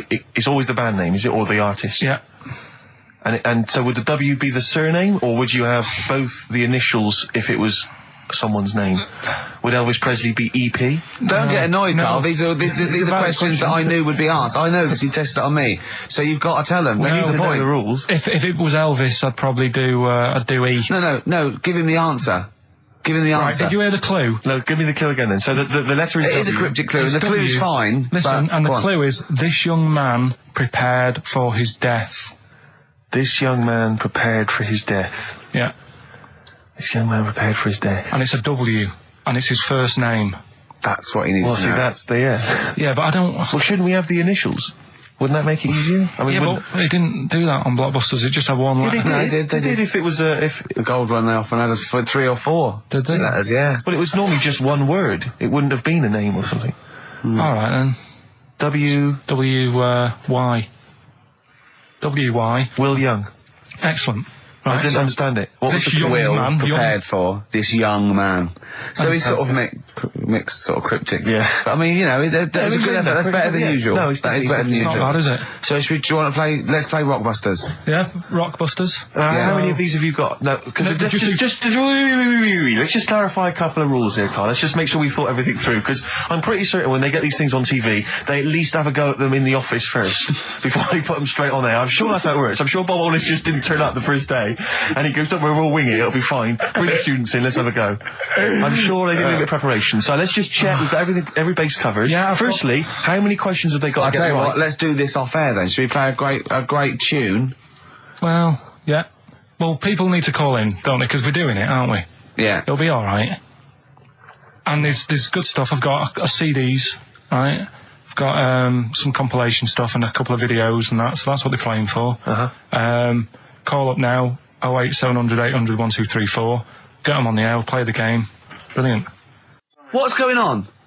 I don't know. The adverts aren't working today, and I'll have to get an engineer in as well. Right, so don't play the adverts. I don't want to play them anyway. Don't play them. It's not our fault if it doesn't work. Why? Do you realise if we were like live, we'd be heckled off the stage? Right, don't play the adverts. We wouldn't survive in the real world. I'll sort that out. Right, get the people on the air now. Just Rick, calm down. Play a record then. Do something for Christ's sake. All right, Sam. Hello. Is it sounding all right today? It is. It's just about. Right. Cheers. That is worth. Right. Good. And so we've got Sam on the line. Who else have we got there? So we've got Tim as well, haven't we? Hello. All right, Tim. Tim and Sam. Right, You sound quite similar, lads. Could one of you affect an accent or something? Which one's Tim? Yeah, it's me. Okay, which one's Sam? It's Sam. That's slightly deeper. Yeah. And they're not against the clock anyway, are they? So it doesn't really matter. I suppose not. So I think Steve just wanted a bit of variety. You okay. You understand the rule, lads? Could you explain them to us? Right, play it. Okay. Hang on. Wait. Well, let me explain, because I mean, life is too short. Now, Carl's going to read out say 3 clues. Yeah, and just shout your own name and answer it, or shout the answer. Shout your own name, then the answer if you know it, and it's the person who gets the most right. Okay. Is that all right? Yeah. So, here we go then. Okay then. So shouldn't it be the first to 3? Well, yeah, but then he hasn't got... I've got enough, it's fine. He's got enough clues for that. Right then, here we go. Welcome to the show. Oh, God. Right, the first initials, ST, right? Is that right? Well, I don't know. We don't know, do we? How do we know? Here we go, ST, and the cryptic clue is better than the average homeless person. Okay? Sorry, I think... Is that a band? Yeah. Is it an old band? Yeah. I think that's one word. All right, then S. It's an old 70s band. Better than the average homeless person. Tim? Go on. Super Tramp. Yes. Tramp it is. Yeah. Well done, 1 point to you, I have no idea Tim. why that's right, by the way. You don't understand why it's right? He's a super tramp. Oh, right. Better than the average homeless person. Yeah. Yeah, correct. Yeah. Okay, second one. Come on, Sam, you've got to... That's actually quite good for Carl. Trust me, Tim. Take that as a good clue. Because, yeah, okay. We won't do this again. Wait, 1-0 to Right, here we Tim. go. Right. F. The letter is F. That's the next one we're moving on to. And the cryptic clue is, the little girl is hungry. What shall we do? The S or F? I've got it. F. Ready. Sam. Peter. Yes, 1-1. Feed her. He's pulled out of Feed her. Yeah. Feed her. Okay. Yeah. So that's 1 each. So this is the decider, isn't it? Wait a minute, ITV are on the phone. Well, you said first to 3, so no, it's not, is it? That's what I said. Just do the 3 clues and who gets the most. Okay, well, we can do that now. So, here we go. I love this. This is rubbish. Go on. So, here's the last one. The initials are AK, right? And the cryptic clue is exploding pet. Shout out your name if you know it. Last orders at the bar, please. Last orders at the bar. Exploding pet. AK. You're tuned to XFM 104.9, Karl Pilkington's quiz, Rockbusters. The format is still available. The highest bidder, please give us a call, or you can email ricky.gervais@xfm.co.uk. Is it a band or a singer? I'll give you a bit more of a clue. It's a pop band. Okay? We wouldn't... Tommy Kissem. Yes. Oh, this is amazing radio. So who was that won? That was Sam who won. So it's 2-1 to Sam. So he wins. What does he win, Carl? He wins some CDs and some videos. No, he's got obviously now, Sam, if you're ready, take the spot. You're going to do the gold run. Away you go, Carl. I haven't got any more. You're a fool. Right, stay on the line. We're giving both some presents. Play a record for. Rick, I'm going to shoot off. Not come. Well, here we are again, XFM on a Saturday. Just gone 1 o'clock, Steve, if I'm very much mistaken. But we're not here as such. We're away again, gallivanting around. We've got to do the special sort of best of again. Okay. Which we did a few weeks ago. So this is the best of the last 3 weeks. Which I think is, I think it's the best 3 weeks we've ever had. But I'd like it condensed into 2 hours. Yeah. Yeah, some great music as well in there. Yeah, there'll be some great music interspersed with fine chat that you've already heard. Yeah. Except this bit. This bit's new. We've actually, out of the kindness of our heart, we've come in last week. Yeah, yeah. And we've done a few clips just because we felt a bit guilty about shooting off. Yeah. Even now, having heard this link, I'm beginning to wonder if it was worth our time. Yeah. Well, should we play a classic link? Let's play, what, from the last 3 weeks? After this is Feeder. Alright, so, here's the first bit. Ash, and Sometimes, lovely song. Got to apologise to our producer there, because he was worried about, there was nothing wrong with it. It's just like saying, you like watching birds in the garden. It's just that I think you're better than that. I know, it's cheap, isn't it, to say, like, I like tits. Yeah, I like cocks. So, we're a bit more literary now. One of my favourite things is Fanny by Gaslight. Really? That's interesting. That's interesting. I'm a big fan of Moby Dick. The book, Moby Dick. Yeah, not the medical condition. There's nothing in your... No, it's the big, horrible thing that used to swallow semen. Yeah. Now, in the winter... Yeah. Steve. Go on. There's nothing I like more than to keep my hands warm in a muff. No, sure. You mean those kind of furry things that sort of classy-looking ladies... Yeah, posh ladies often put their hands... you know when you have a nice, like, a party and they're leaving... Party, yeah, a winter party. And you might take the wrong hat or something. There's nothing I like more than to see 2 posh women with their hands in each other's muffs. Oh, that's always funny. And they're going, oh, this must be yours. Yeah, that is always funny. Yeah. That's always funny. Yeah. But, seriously, no, I'll stop this, you're right, I've got a... I just remembered that my favourite Beatles song is Come Together. Yeah. Now, we're going to stop this now, Carl, because it's childish. You're right, I've got a philosophy degree, for Christ's sake, and it's about time. Who's your favourite philosopher? Do you mind me asking? Well, I would tell you, except when I have a talk about it, I go into a Cockney accent. Really? So it can be like, my favourite philosopher, I like a bit of Kant. Right. Is that Immanuel Kant, the philosopher? Yeah. That's strange. Yeah. That's strange. What's his name again? Kant. Oh, yeah. That can be weird. Can be strange. Look at Carl's face. Look at his face. Join in, Carl. Undo your trousers. We'll be like Stan Boardman when he told the Fokker joke. Yeah. We won't do local radio again for 10 years. Finally, White Van Man, what do you make of the fact that Sainsbury's are bringing in square tins? Is that a concern for you? Is that true? Apparently so. Why? Because like it's easy to stack. This is what the guy in the Sun has said. That should be interesting. That should be his comment on Sainsbury's are bringing in square tins. Is that should be interesting for meatballs.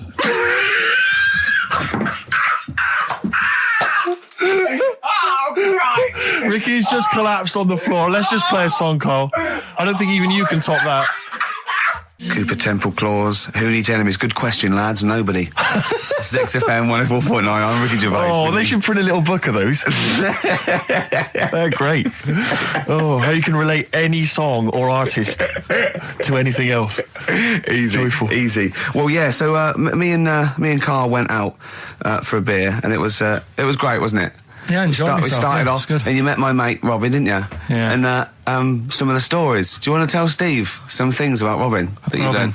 Do you know him well? Yes. Well, do you know about his worm problem as a kid? Go on. Right. He What I can remember is he had worms as a kid. Not sure how you get them. He never answered me. He was getting a bit touchy about it. Right. This is like the second time I met him. I think he was a bit annoyed that Ricky told me about his problem. What now? Now, straight away, you not being there, instinctively, what do you think went on with this story about worms? My suspicion is rather like when you told a group of people that Robin had once suckled milk from a cow's udder. Yeah. Did you mention that as well? Yeah. Yeah. My suspicion is that, like the cow story, the worm story is not true. But and why would he get so sort of uppity about it? Well, imagine if that wasn't the first time he'd done it. Imagine if he did that every single time he was with somebody for the first time and Robin was just met them. He will tell that story to anyone. But they do say there's no smoke without fire. Robin. I also told him that the way Robin cured these worms was because the doctor told his mother, right, to hold a piece of ham or cheese near Robin's anus so the worms would come out for the food, and he believed it. I'll tell you why, though. I said to Robin used to sit on spam to try and get the worms out, and he believed it. But Steve, right, do you remember that story about 3 or 4 years ago where there was some bloke in the army? He went away to somewhere, Vietnam or whatever. He was messing about in the woods. Messing about in the woods? Shouldn't he have been fighting? Whatever. Yeah. Right, and he walked through some lake, and I think he cut his toe or something on something, and some worm of some sort crawled in the gash. Yeah. And it was in his body, and the doctor said, we've got to get this out of your body. So what they did was, they said, right, the thinnest part or something of your body that things can crawl through is on the top of your head. So they wrapped where the skull is. So they wrapped some bacon. No, they didn't. They did. That's right. Thing. So he's gone in via the toe. So what we do is, I'll tell you what, that worm's probably heading straight for the head. We'll put a bit of bacon on it. The thinnest part of the body is the skull. Of course, it's not the thinnest part of the body. It's where your brain case is, isn't it? It's the skull. There was a reason for it. And it was like they stuck some bacon on his head. And as ever, the vital piece of information, i.e. the reason, Carl seems to have forgotten. Because the worm was in his body, and they said everyone likes the smell of bacon. Including worms. Even a Vietnamese lake worm. They love bacon. Remember last week when I said about the little fella with the bone with no brain, and you were proved wrong? No. We were saying it wasn't a little fella. We were saying it was a stillborn child. It wasn't a little fella. You're changing it now. You weren't having any of it last week. Right, hang on a minute. I'm getting confused. There was a Vietnamese... There was a Vietnamese snake that went inside of a soldier. A little, like, maggot or some sort that you have to get out of your body because it causes problems. Yes, and so in order to get it out of the body, they strapped bacon to his head. Yeah. That is great. This doctor... And did that work? I think so. They had a picture of him smiling. Oh, God, what, the worm or the bloke? The bloke. Oh, dear. Honestly, I hope someone knows the story. Right. It was about 3 years ago, I reckon. Okay. And, it did work. GI bacon. So this is why the worm burrowed out of his head to get the bacon. Get to the bacon. Right. That's great. So this is why when Robin was telling his story, I was a little bit disappointed if it wasn't true. Right. Because in a way... You know Robin's never been to Vietnam. No, but what do you really think that Robin... Well, as Robin said at the time, Carl, why would I sit on ham, then tell Ricky Gervais? It's a very good point. Because if you was a kid, you do daft things like that as a kid. Right. It's the telling Ricky Gervais, though. Yeah. And then, bless him. Okay. And then anyway, Robin left, and I tried to chase him, but he got away. He knows that and then we had a few pints, and then Carl embarked on some of the greatest stories ever told. Can you tell the story about your dad? Let me run it by. I haven't spoke to him all week, so let me run it by him. Okay, play records. Because, What we got? We've got... one of Steve's tunes. Yeah, well, bizarrely enough, this comes from the Teachers 2 soundtrack, the soundtrack to the current TV series. There's a slight whiff of nepotism in the air. Yeah. Rick, would you like to explain why? Well, that's why you're doing it. My girlfriend worked on it. But you were going to play this anyway, weren't you? Well, I was, actually. Bizarrely enough, I was going to play some I Am Clute, and this is from, as I say, the Teachers soundtrack. This is called To You. It's a good track. That's I Am Clute, a track called To You from the Teachers soundtrack. That's also got, I noticed, the Electric Soft Parade, The Hives, Star Sailor, Feeder, True Spring Break, Smoky Rev on there. It's a good little collection. Lovely. Carl has just had confirmation. He's looking smug because someone phoned up and went, it is true, it's a Laogai chi worm and you wrap bacon around your head. That's all the bloke knew as well. Yeah. And his name was Gary. Yeah. So I'm not having it. No. And he said, see, that's why the Robin thing isn't so weird. He said, but when you said he tried it with cheese, he said I was having none of it. He's got standards. Strokes, hard to explain. Like Carl, really? Yes, yes. So, Carl, concentrate. Yeah, go on. So, we'll leave the worm with the bacon wrapped around the head, shall we? Well, if you're ever caught in the jungle... Yeah, always carry some... bit of Danish. Good advice, lovely. I'm Ricky Gervais, with me Stephen Merchant and Karl Pilkington, our producer. Right. In inverted commas, heat put. Yeah. They know. How you doing, all right, Carl? Yeah, didn't they also write something about me, bald round head? Yes, perfectly round little bald man head, they said, so... Because you need to know that when you listen to the radio on that. Really matters what my hair's doing. Your hair, have you given it a little polish? Because you look like a cue ball at the moment, and you've had a shave in it. I've never seen such a round head. It actually looks like a plate with ears. Yeah, well, for those that have never seen Carl, I actually, if you remember, I think he looks a little bit like Mr. Spoon from Button Moon. He does. If you've ever seen that show, and also he looks like, you know when they say they find with a little 4-foot human and it's actually 500,000 years old and they give it a name and it's the first, Australopithecus into. He looks like one of them as well. Perfectly round little. He is the missing link. He looks half human, half monkey. Because he's got a slight slouch as well. So yeah, it's like those pictures where you see it going from an ape to a man. He's one of those in the middle. Yeah, and of course his monkey hands, his hairy little wrist to those skinny little things that you can get oranges out of holes with.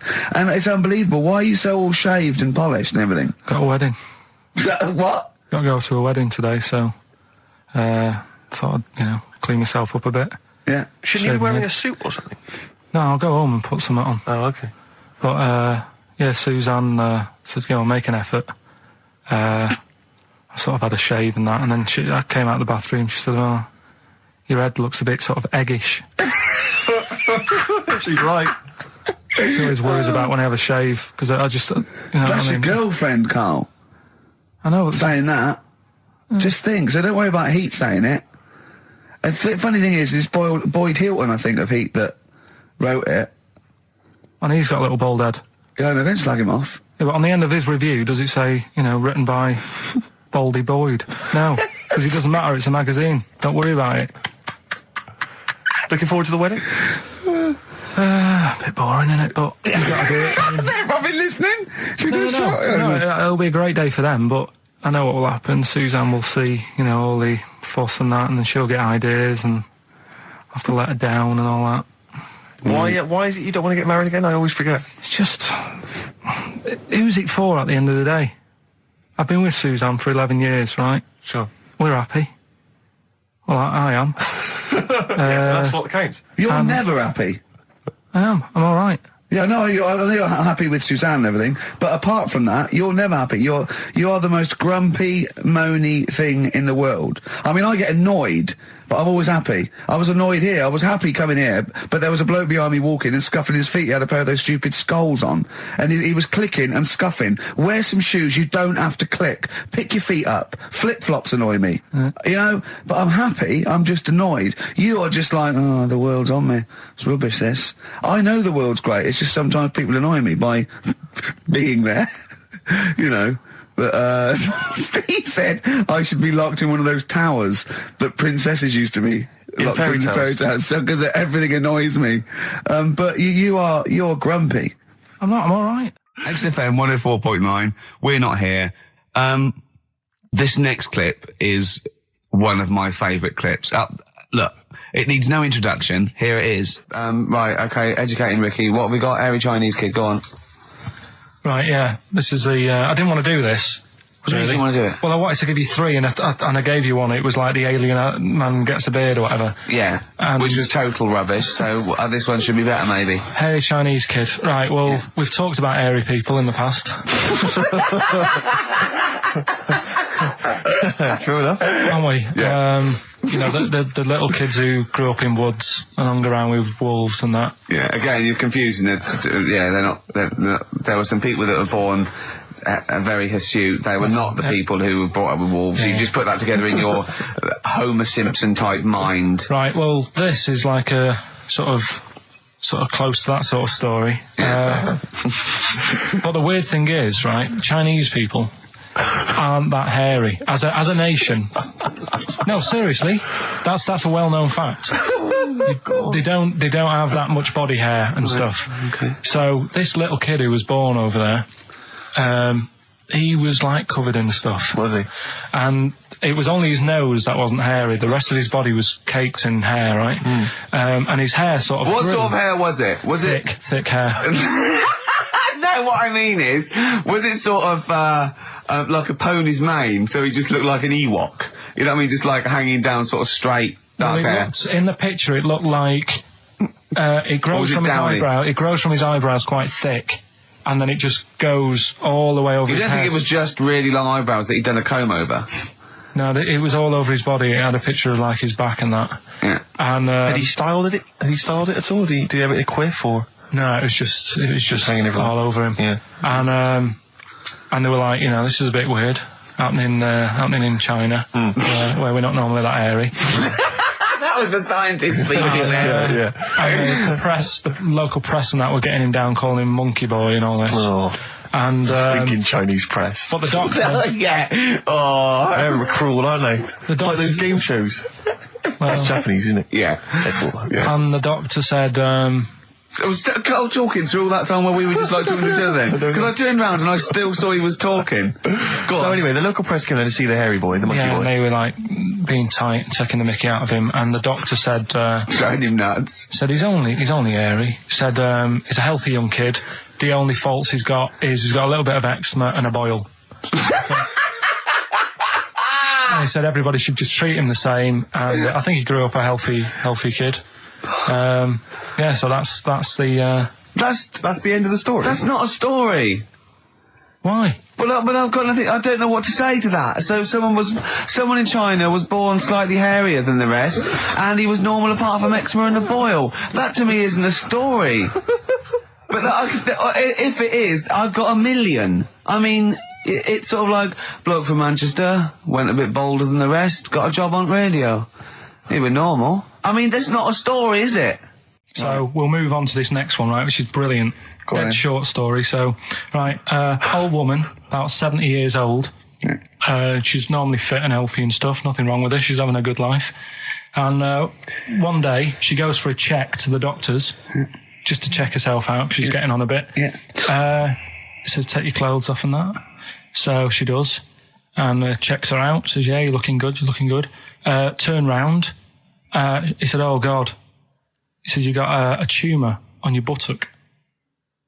Right? So she goes, oh, what, can you do anything to sort it out? So they go, yeah, we could book you in for an operation. It's best if we remove this. Books are in for an operation. Operation day comes, strip her down and that. They're all stood round, the doctors. Start to operate. It only turns out it's a pork chop that she sat on 5 years earlier, and it had stuck to her buttock. Right, Carl. I can forward you. Serious. Right, okay, Carl, I'm telling you now, I'm leaving. I'm never doing this show again. No, I'm serious. Honestly, you're talking. I've never had such. What do you mean? You couldn't believe it? No, when I read it, I said I've got to tell Ricky that. This woman had a pork chop stuck to her arse for 5 years. You mental case. Of course she didn't.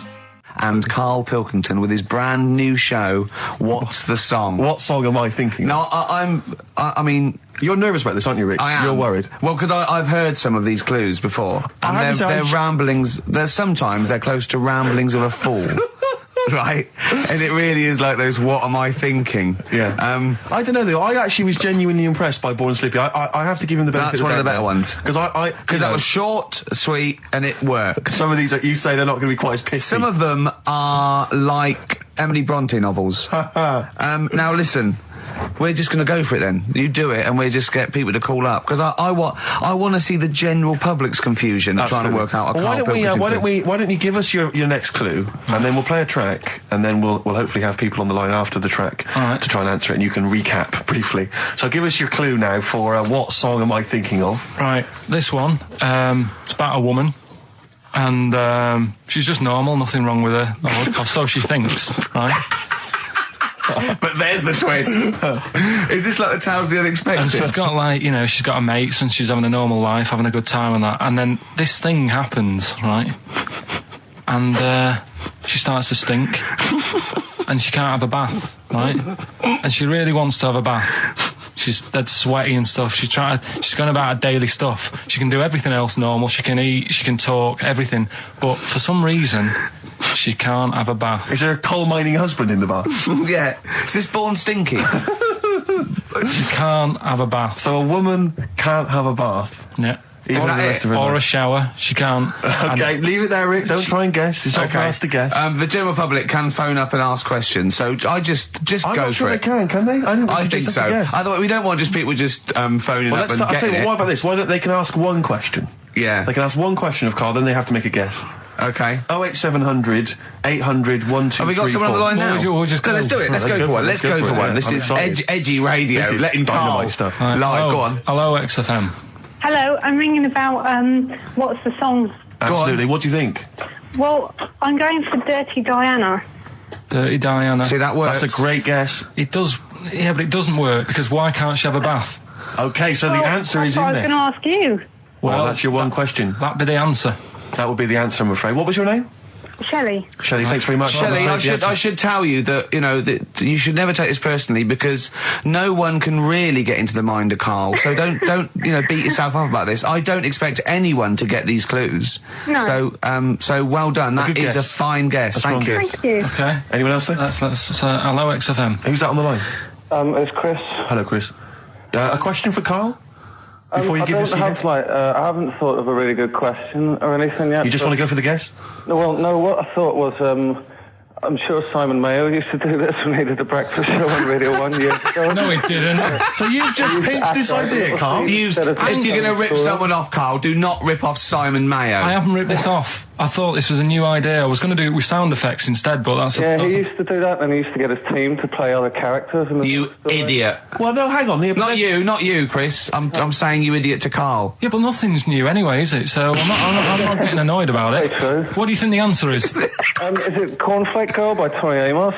Good answer. She couldn't have a bath because she'd go all floppy and then go down the plug hole. Good answer. She'd go all soggy. Yeah. So is it Cornflake Girl? No, it's not, but that's a great answer. It could have been. All right. Okay. You're already seeing the error of this, aren't you? I think this is great radio. I'm really hooked on this. I'm genuinely excited now. This is really like that, those so-called lateral thinkers. A man got into a field and dies. Why? Yeah. He ran out of air. No. Yeah. Not the one I'm thinking he was of. shot. Well, no. Yeah. That was a good answer, but... Couldn't, like, Simon Mayo, sue you or something for doing it? Will you stop? Don't mention that. Yeah. Listen, I think if you're going to steal ideas from someone, it should be a brain box like Mayo. I mean, he's the man who's The only example of one I can ever remember hearing in his show, because I was quite young then, was some people were pretending to, tap someone's phone or something, and then they got caught, and the answer was just bugging by whistle, because they were... Genius. That was absolute genius. That's absolute genius. See, Carl, that's the sort of standard you've got to come up against. Yeah. Thanks very much, Chris. The phone lines are hot. Hello, XFM. Hi, is it Candy Perfume Girl? Is it what? Candy Perfume Girl. Candy Perfume Girl? Yeah. Candy Perfume Girl. Is it? Well, who's that by? Madonna. No, it's... That sounds like an obscure album track. No, it's one of her songs. Just think about it. She stinks and everything. She's a normal life. I didn't say she was a sweet or anything. But for some reason she can't have a bath or a shower. Is this a big song? Just to give him a clue. It's a bigger song than Candy Sweet Girl. Thank you very much indeed for your guess. It clearly isn't right. Thank you. Cheers. Sorry. Okay, one more, then we go to a record. Come on. Okay. Go on. Hello, XFM. Carl. Yeah. Is it High and Dry by Radiohead? High and dry. High and dry. Now that's great. She smells, which is another word for high. She's dry because she doesn't have a shower. Carl, if it isn't that, yours will never be as good as that. He's the winner. Whatever you're thinking of, that clue is brilliant. What's your name, mate? It's Richie. Richard, I mean, you can't beat that. That's a bit too lateral. Don't be stupid. It's perfect. He's made yours into a clever clue. He's made high, she smells, dry, she never gets in the bath or shower. It's not that, is it, Carl? No, it's You not. don't even get that, do you? Not really. Have you ever heard of the word high being used to mean sort of smelly? No. Oh, what? That was where you went wrong there, mate. Richard, I'm declaring you the winner, even though that isn't the I answer. don't think Thank we you. should give up this early. Can we just let's play a song and, Let's play a song. Give it one more chance, because if people think about it, it is really easy. So I'm not going to find out the answer now because I've got to go out. Okay, we'll do it very quickly. Stay in for 10 minutes. We're just going to play a new Coldplay track, aren't we? Okay, let's play Coldplay and then we'll come back with this. XFM 104.9. We're not here. It is a bit like being Dennis Norden, playing some great moments from the show. I was just imagining Dennis Norden one day, sort of just like waking up out of his stupor. He's doing this, and he'd go into the producer and go, I've just seen a couple of my programmes. I just saw It'll Be Right on the Night 18. It's shit. It is terrible. Why didn't someone tell me? Well, we didn't want to upset you because, But I've been doing it way too long. Well, you could just let me go on forever. Well, until you died, yeah. Well, why can't my son take over? Well, he's 80, Dennis. And the jokes I'm doing, they're awful. Why have I got that clipboard? I've written these jokes, they're not funny. There's an audience, they're laughing. What are they laughing They're not at? laughing, they're not laughing, that's canned laughter. Who are those audience? Who goes to an audience for It'll Be Right on the Night? A lot of them are older than you. It can't be right. Do you know we have a 15% fatality in one of your audiences? But I went home at Christmas, I watched one of the episodes. Yeah. I was with my family and friends. I said, watch this, you'll love it. Stony face, no one laughed. They all thought it was shit. Well, it is shit. Well, why didn't you tell me earlier? We didn't want to hurt your feelings. You're an old man. You may be upward of 102. I didn't realise. Yeah. A quick query for you. This is from Jay. He's got a problem here. He says, my parents won't let me ditch my studies. He's currently reading modern languages at London University. Sure. He wants to follow his dream, but his parents won't let him, of being a dancer. Carl. Worse than that, he says that they're trying to arrange a marriage to a bunch of minging daughters of people they know from good families. He doesn't know what to do, so he's got the arranged marriage coming along, and he's also got, he basically wants to be a dancer. His parents are forcing him into something more practical. Well, the first thing, right, I don't think live your dreams. The arranged marriage thing is such a bad idea. Okay. Because I think too many people go on looks. Right. And then you soon get bored of that, and you find out the person who you're knocking about with, it's actually not your type. Right. Why don't you arrange marriages for people? Well, I'm just saying, right, so I'd say, Jay, go along with that. I wouldn't worry about it. Okay. I mean, if they're really ugly, then, don't go along with it. But if they're half bad, put up with it. That's all right. The dancing. Brilliant. Right? That's solved. Brilliant. I wanted to be a dancer. After I did the boxing, right, I joined a dancing thing just near Man United's ground, right, called Twiggies. Went along, I wanted to learn some moves. How old were you? Well, it was when Michael Jackson was, pretty big, so about 85. 83, 84, 85, something like that, around there. Wanted to do it. When I went, it was shut, and it had become like a warehouse for toilet rolls. So in a way, I wonder what would have happened. Sorry, how is that an anecdote about you going through dancing? You've told me before you did boxing for a while, you did dancing for a while. You had the true fight in the boxing. You didn't even get in the. That's not an. Imagine if that was a film. This is nice. A boy's dreams of becoming a dancer. Oh, it's shut. Next on.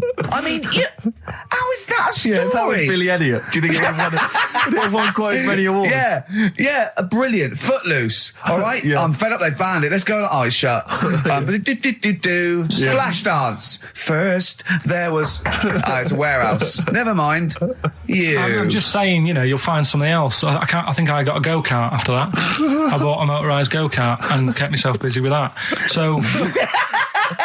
There's always other just things. Think, Alan Bennett has to sit down and really sweat over his stories. Yeah. He just opens his mouth. You are a living Alan Bennett character. So that's solved. Well, Jay, don't worry about that. There's no emotional problems I can foresee if you follow that advice. So the advice there is do an arranged marriage if she's not ugly. minging, she's not completely minging. Yeah. And don't worry about dancing. Get a go-kart. Cheers. Great. Well, I didn't really want to make it a Christmassy type show because I don't really like it. Oh, he's done it again. What, you did Christmas once, didn't like it? No, my dad always said... Oh, right, steady on. Dad said Christmas morning was for, for me. So he used to stay in bed. So he never... That's brilliant. That's a great thing to say, isn't it? Yeah. Christmas morning's for you. Run wild. Do what you want. Just don't bother me. I'm going to Honolulu for 2 weeks. That's great. Dad, it's Christmas. Do I have to do anything? No. So my mum used to get up because she used to like to see my face light up, you know, when I opened my presents. And then to give fireworks. And then then I'd have to go to my bedroom from about 6 o'clock onwards because like my mum and dad were into having big Christmas parties and I wasn't like old enough to go. Right. So they'd say, right, you know, you've had your fun there, you go up to your bedroom, stay in there. Really? Yeah, I remember one year, right, I got a train set, that's what I wanted. Yeah. Right? It's brilliant. Playing with it all day. I thought, I don't mind about the party, I'm happy staying up here playing with this. Brother comes in, he's had a few, right? He's going, yeah, I'll give us a go on your train. How old is he? He's a bit older than me, so he might have been like, let's see. Well, let him be 18. Yeah, probably about 18, 19, and how old something were you? like that. I had a train set, so I don't know, about 14. something like that. Yeah. Right, so I'm playing on that, loving it and stuff. And then he comes in and goes, oh, give us a go. He turns the transformer up to like 14. He went really fast for about 5 seconds, broke it, and then he went back downstairs. Wow. So Christmas, I hadn't even got to Sounds Christmas like Day. the Conservative government with British Rail. Satire, that is. Rick, I just thought that there's satire. If there's any satirical shows listening or magazines... It doesn't work in any way, because there's the analogy falls down apart from there being a train. Think it through, though. British Rail was trains. Yeah. And the government broke the trains in many ways. They didn't break them, like, not officially breaking them, but they kind of... It does work, it's perfect. Oh, I'm very pleased with that. And I can't... And no one's asked him to be on Have I Got News For You? It's weird, isn't it? Because it's strange, that, when you've got a satirical mind that's as quick as that. Yeah. All and right. he's broke your little train set. So what did you do? I just like watched telly and had some sausages. I bet you were happy with that, though, weren't you? Oh, it's just a bit annoying, though, isn't it, when your main present of the year's been broke. And did it ever get it fixed? No, that was it. Put away. I'm intrigued why your parents wouldn't let you come and join in the festive fun. Was it like really debauched down there? Was it like eggnog everywhere? Well, no, but I mean, that's fair enough. 6 is a little bit early, but I just think, you know, if you're a kid, you know, he had his fun, put him to bed at 8, maybe. And Do you think so on Christmas Day? I thought that was a day for family. Well, not if there's a party going on. Well, don't have the party on the Christmas Day. Well, that's another option. Yeah. Your parents are weird, aren't they? A strange breed. Well, I think that was the year, right? You're talking about buying presents and stuff. I think I did treat my mum to... I didn't buy my dad anything. I think that was like when I got a bit older, I used to get my dad something because he wasn't that bothered anyway. No. So, got my mum, there was a cheap shop, right? Of course. Thank God for that. Called Snips. Right? So I went in there and I thought, let's see what I can get her. And remember Victoria Plum? I don't think so. Well, it's like a fairy character. Right. And my mum's into gnomes and stuff, right? So I thought, right. She must be pleased with you, then. Victoria Plum. I was thinking, is that one of the neighbours? Is it like a brandy Do you liqueur? remember Victoria Plum? Victoria Plum. Victoria Plum, yeah, it's like a little fictional sort of character, right? Okay. So I saw it, I thought, yeah, she'll love that, right? So I did my paper round, saved up for 2 weeks, right? Got that sorted, went to Snips, bought the Victoria Plum. Next day, I'm in town with her, right? So I think, I know what I'll do. I said, come in here a minute, right? So we go in and we're looking around and I tested her, right? I went, look at that there, that's all right, innit? And she goes, oh, it's bloody awful. Oh, Carl. Oh, Carl. Oh, God. So then Christmas Day comes. I said, don't bother opening it. She said, no, why? I said, Oh, no, why did you still give it to her? So, well, it was too late. I'd already bought it. Oh, Carl. So she opened it and I was like, and she said, oh, that's nice. I said, why are you saying that? I said, the other day, she said, it's bloody awful. She said, oh, no, I thought you were pointing at something else. Oh, no. So that's why I don't get anyone anything anymore. Oh, God. Play record. Oh, God. Oh.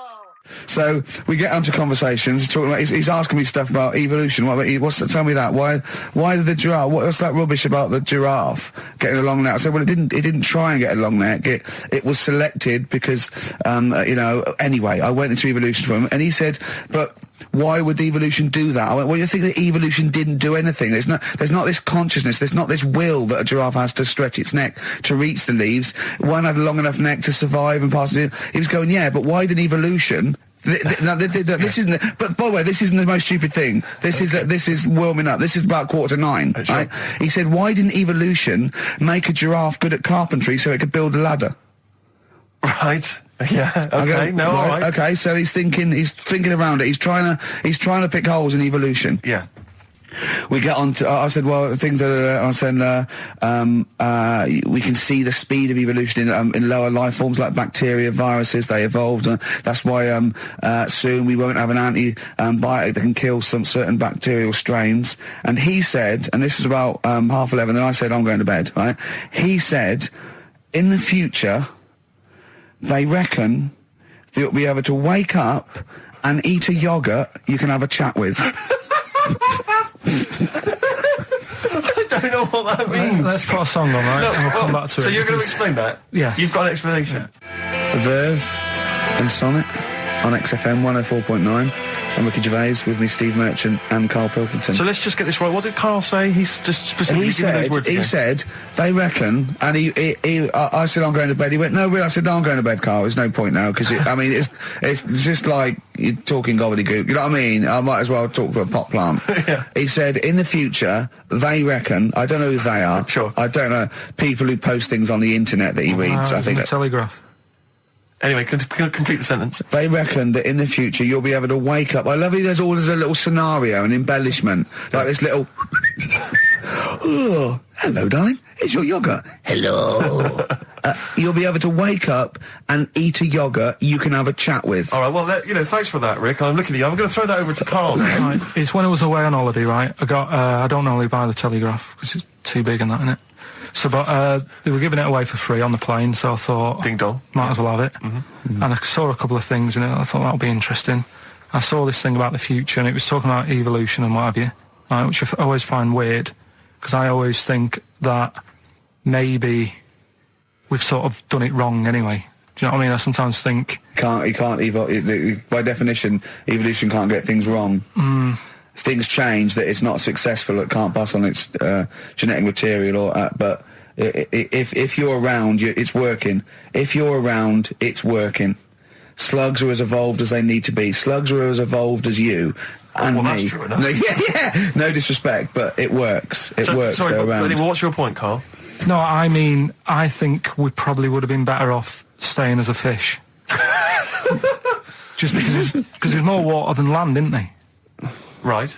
And you wouldn't drown. This is why I went to bed. No, I can imagine. I'm thinking of dozing off now. Yeah. No, but do you know what I mean? From, what was it? It was bacteria, it was fish, mermaid, man, onwards and what have you. So anyway. Oh God! No, there are a few knowledge gaps in your theory of evolution. You generally got it right though. So I mean, basically, yeah, it went bacteria, fish, mermaid, man. What's next is the big question. So it was telling you all about this and what have you, and saying how like we shouldn't have interfered, because maybe if we wouldn't have invented planes and what have you, maybe we'd be able to fly and what have you if we really needed to and stuff like that. Okay. So we've interfered with evolution, you see. Right. Well, then it was saying, well, what's the future got? Well, yes, in one way we have interfered with evolution. Yeah, the evolution of the human being in society is changing. It's no longer based on the strongest or the fittest, because medical science can keep us alive long enough. People can pass on their genetic material where without this civilization they wouldn't have been able to. So yeah, there are different parameters, there are different pressures, there are different things that say whether we're going to pass on our genetic material or not. Okay, so in that sense you're right. And that, Rick, as far as I'm aware, has led to a yoghurt that you can eat and have a conversation with. So this is what it was saying. It was just saying, we're living in mad times and that. There's a lot of weird stuff going on. One of which is... And the fellow was just saying, with computers and stuff like that, the way it is, we'll be able to wake up... Go on. Have a chat with your yoghurt and have something to eat. What do you mean, have a chat with your yoghurt? Because of the amount of... I mean, you have them yoghurts already, those friendly yoghurts. Those bacteria-friendly ones, so this is just a really friendly one. Yeah, they don't... Oh, God! I'm my best! Do you know what, sometimes, Karl, I think that we're having a chat with a yoghurt. Do you know there can't be any difference. Yeah, but then I'm always reminded that would be more entertaining. That would be more informative. That was Jane's Addiction. This is the Best Of Show on XFM 104.9. I'm Ricky Gervais, with me Stephen Merchant. Yes. This was a clip show. We recorded this a couple of weeks ago. I hope you had a Merry Christmas. It's not over yet, because tonight at 9:50 is the second part of The Office Christmas specials. It's brilliant. Watch it, and we'll be back next week live. I'm Ricky Gervais. With me, Stephen Merchant. Bye. Have a great new year. Class. Rock the Casbah. I love the fact you had at least 3 minutes to get that right. I know. Prepare and get that right. I know, but my mouth was full of Maryland cookies.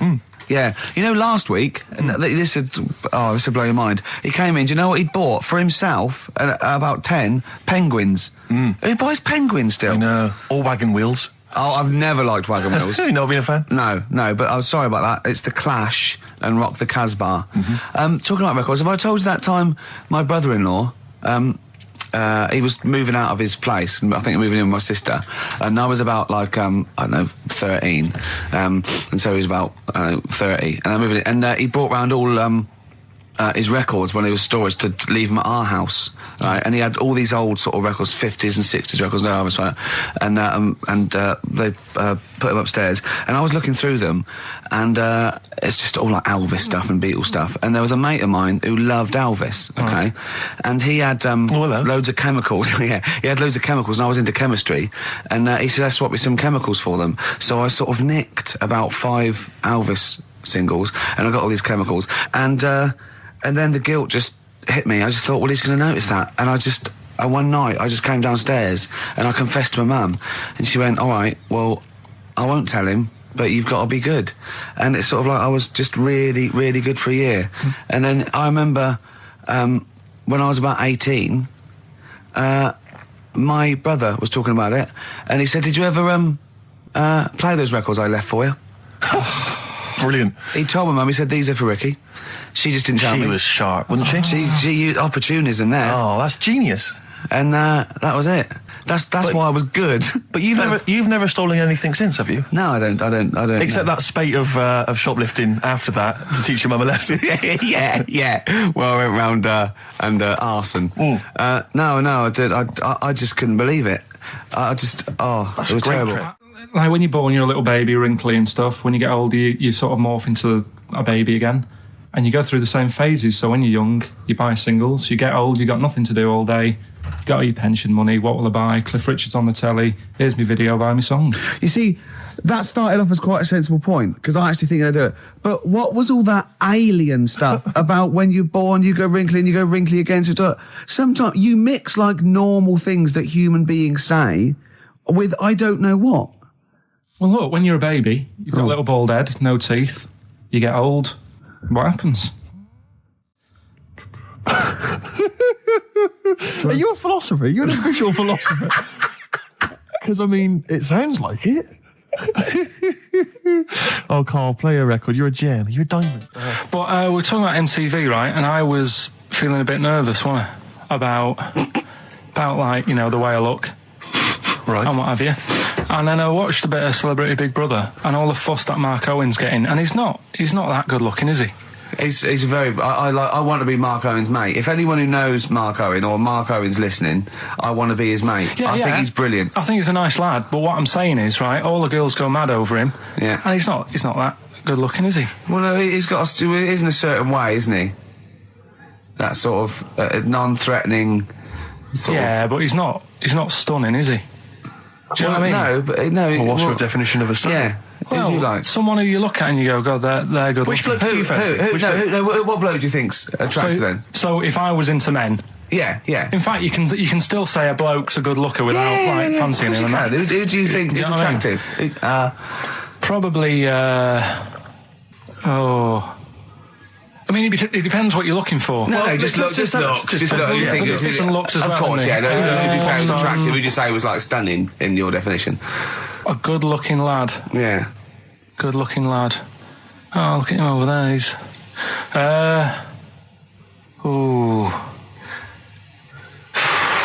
Do you find, Robbie Williams? Do you find him attractive? Boy Next Door. Look. No. Who do you? Carl, hurry up, because it's we've only got 2 hours. Probably. I can't think of one offhand. Mark Owen is pretty good looking then, really.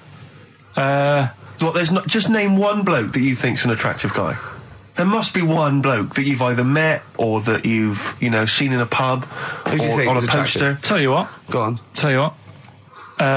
works here. Young Alex Zane. Alex! Well, we know Alex, maybe we can fix you up. I love you, Alex. You've got so much. I just like the way, the things that interest me, I remember. Things like snakes not having ears and stuff. Yes. I didn't have to read about that. No, you just learned that, yes. You saw it on the telly, didn't you? You saw it on that Ian Wright programme. Yeah. Yeah. And this is what Carl said to me. He said, it's actually, I called Carl up in the week, and Reese was with him. Reese used to be on XFM, and he took the phone, and he went, Carl's worried, I've seen that programme. He said, snakes don't have ears, right? He said, so you can creep up on them and pick them up. And he said, Carl's worried. He said, how would you ever put them down again? Because then they know you're there. I woke up the other night, quite late. Worried about that. And I said to my girlfriend, I said, how do you put a snake down? And she said, what are you talking about? I said, that Ian Wright thing, this guy managed to pick up a snake. And do you know that thing where they clamp its head on a jar to get the poison out? I do now. Right? They did that, but they didn't show you how they got rid of it, and I thought, it could really get nasty, because it's obviously annoyed that you've had its head pressed in the jar. Yeah. Right? They hate that. Now... Especially as it's in front of their mates. When you lift it off, right, you've got hold of it. Yeah. If you go to chuck it down, it's going to turn on you. It's going to go wild, isn't it? So, I just wondered. Well, what you do is you never put it down, Carl. Yeah, that's why that bloke has got about 11 or 12 just carrying him. Exactly. Yeah, you never put it down. You sling it. Who cares? You just throw it, don't you, really far. That's not that. I don't think you should throw. But Carl, listen, don't worry. We're not asking you to get involved with snakes. Rick, I sometimes get off at the Tube at Tottenham Court Road if I want to look at the record shops before I come into XFM, and I always cut through Chinatown. Oh yeah. And every time I come through Chinatown, the same thought always strikes me. I always feel like I want to just gather all the little locals, all the little Chinese fellas, just gather them round and just go, guys, in what way is this a town? It's not, is it? This is not, at best, what you've got here is a novelty street. Yeah, Gerrard Street is not a town, mate. No, it's not a town. You've had this for like 100 years. It's not expanding. Yeah, yeah. You can't just call it Chinatown and claim it's a town. If I was them though and you do that, I go, what are you talking about? It is a town. It is a town. It's our town. It is a town. It's our town. We've got all lots of stuff. Where's your church? Where's your mayor? We needed. We got a betting shop. Not enough. It is. See, all you've got here is restaurants. No, that's not a town. No. Got a little supermarket with snacks. What does it sell? Snacks. Specifically, I would imagine crackers. Yeah. Do you want to buy a dragon? Do you want to buy an ornamental dragon? If I wanted to buy one, this is where I would. Do you want to buy a gold dragon? Is it made of gold? No, it's made of plastic, but it's sprayed gold. Do you want to buy that? It's not a town. It is a town. It's not a town. Yeah. And it annoys me because when I first came to London, I genuinely thought Chinatown was going to be this amazing, what they've got there is you'd hear a gong and every time we went in there, and there'd be rickshaws and people walking on those little sort of wooden shoes. You know those ones? They're brilliant. They are just clomping around in them, but nothing. It's nothing. It's just.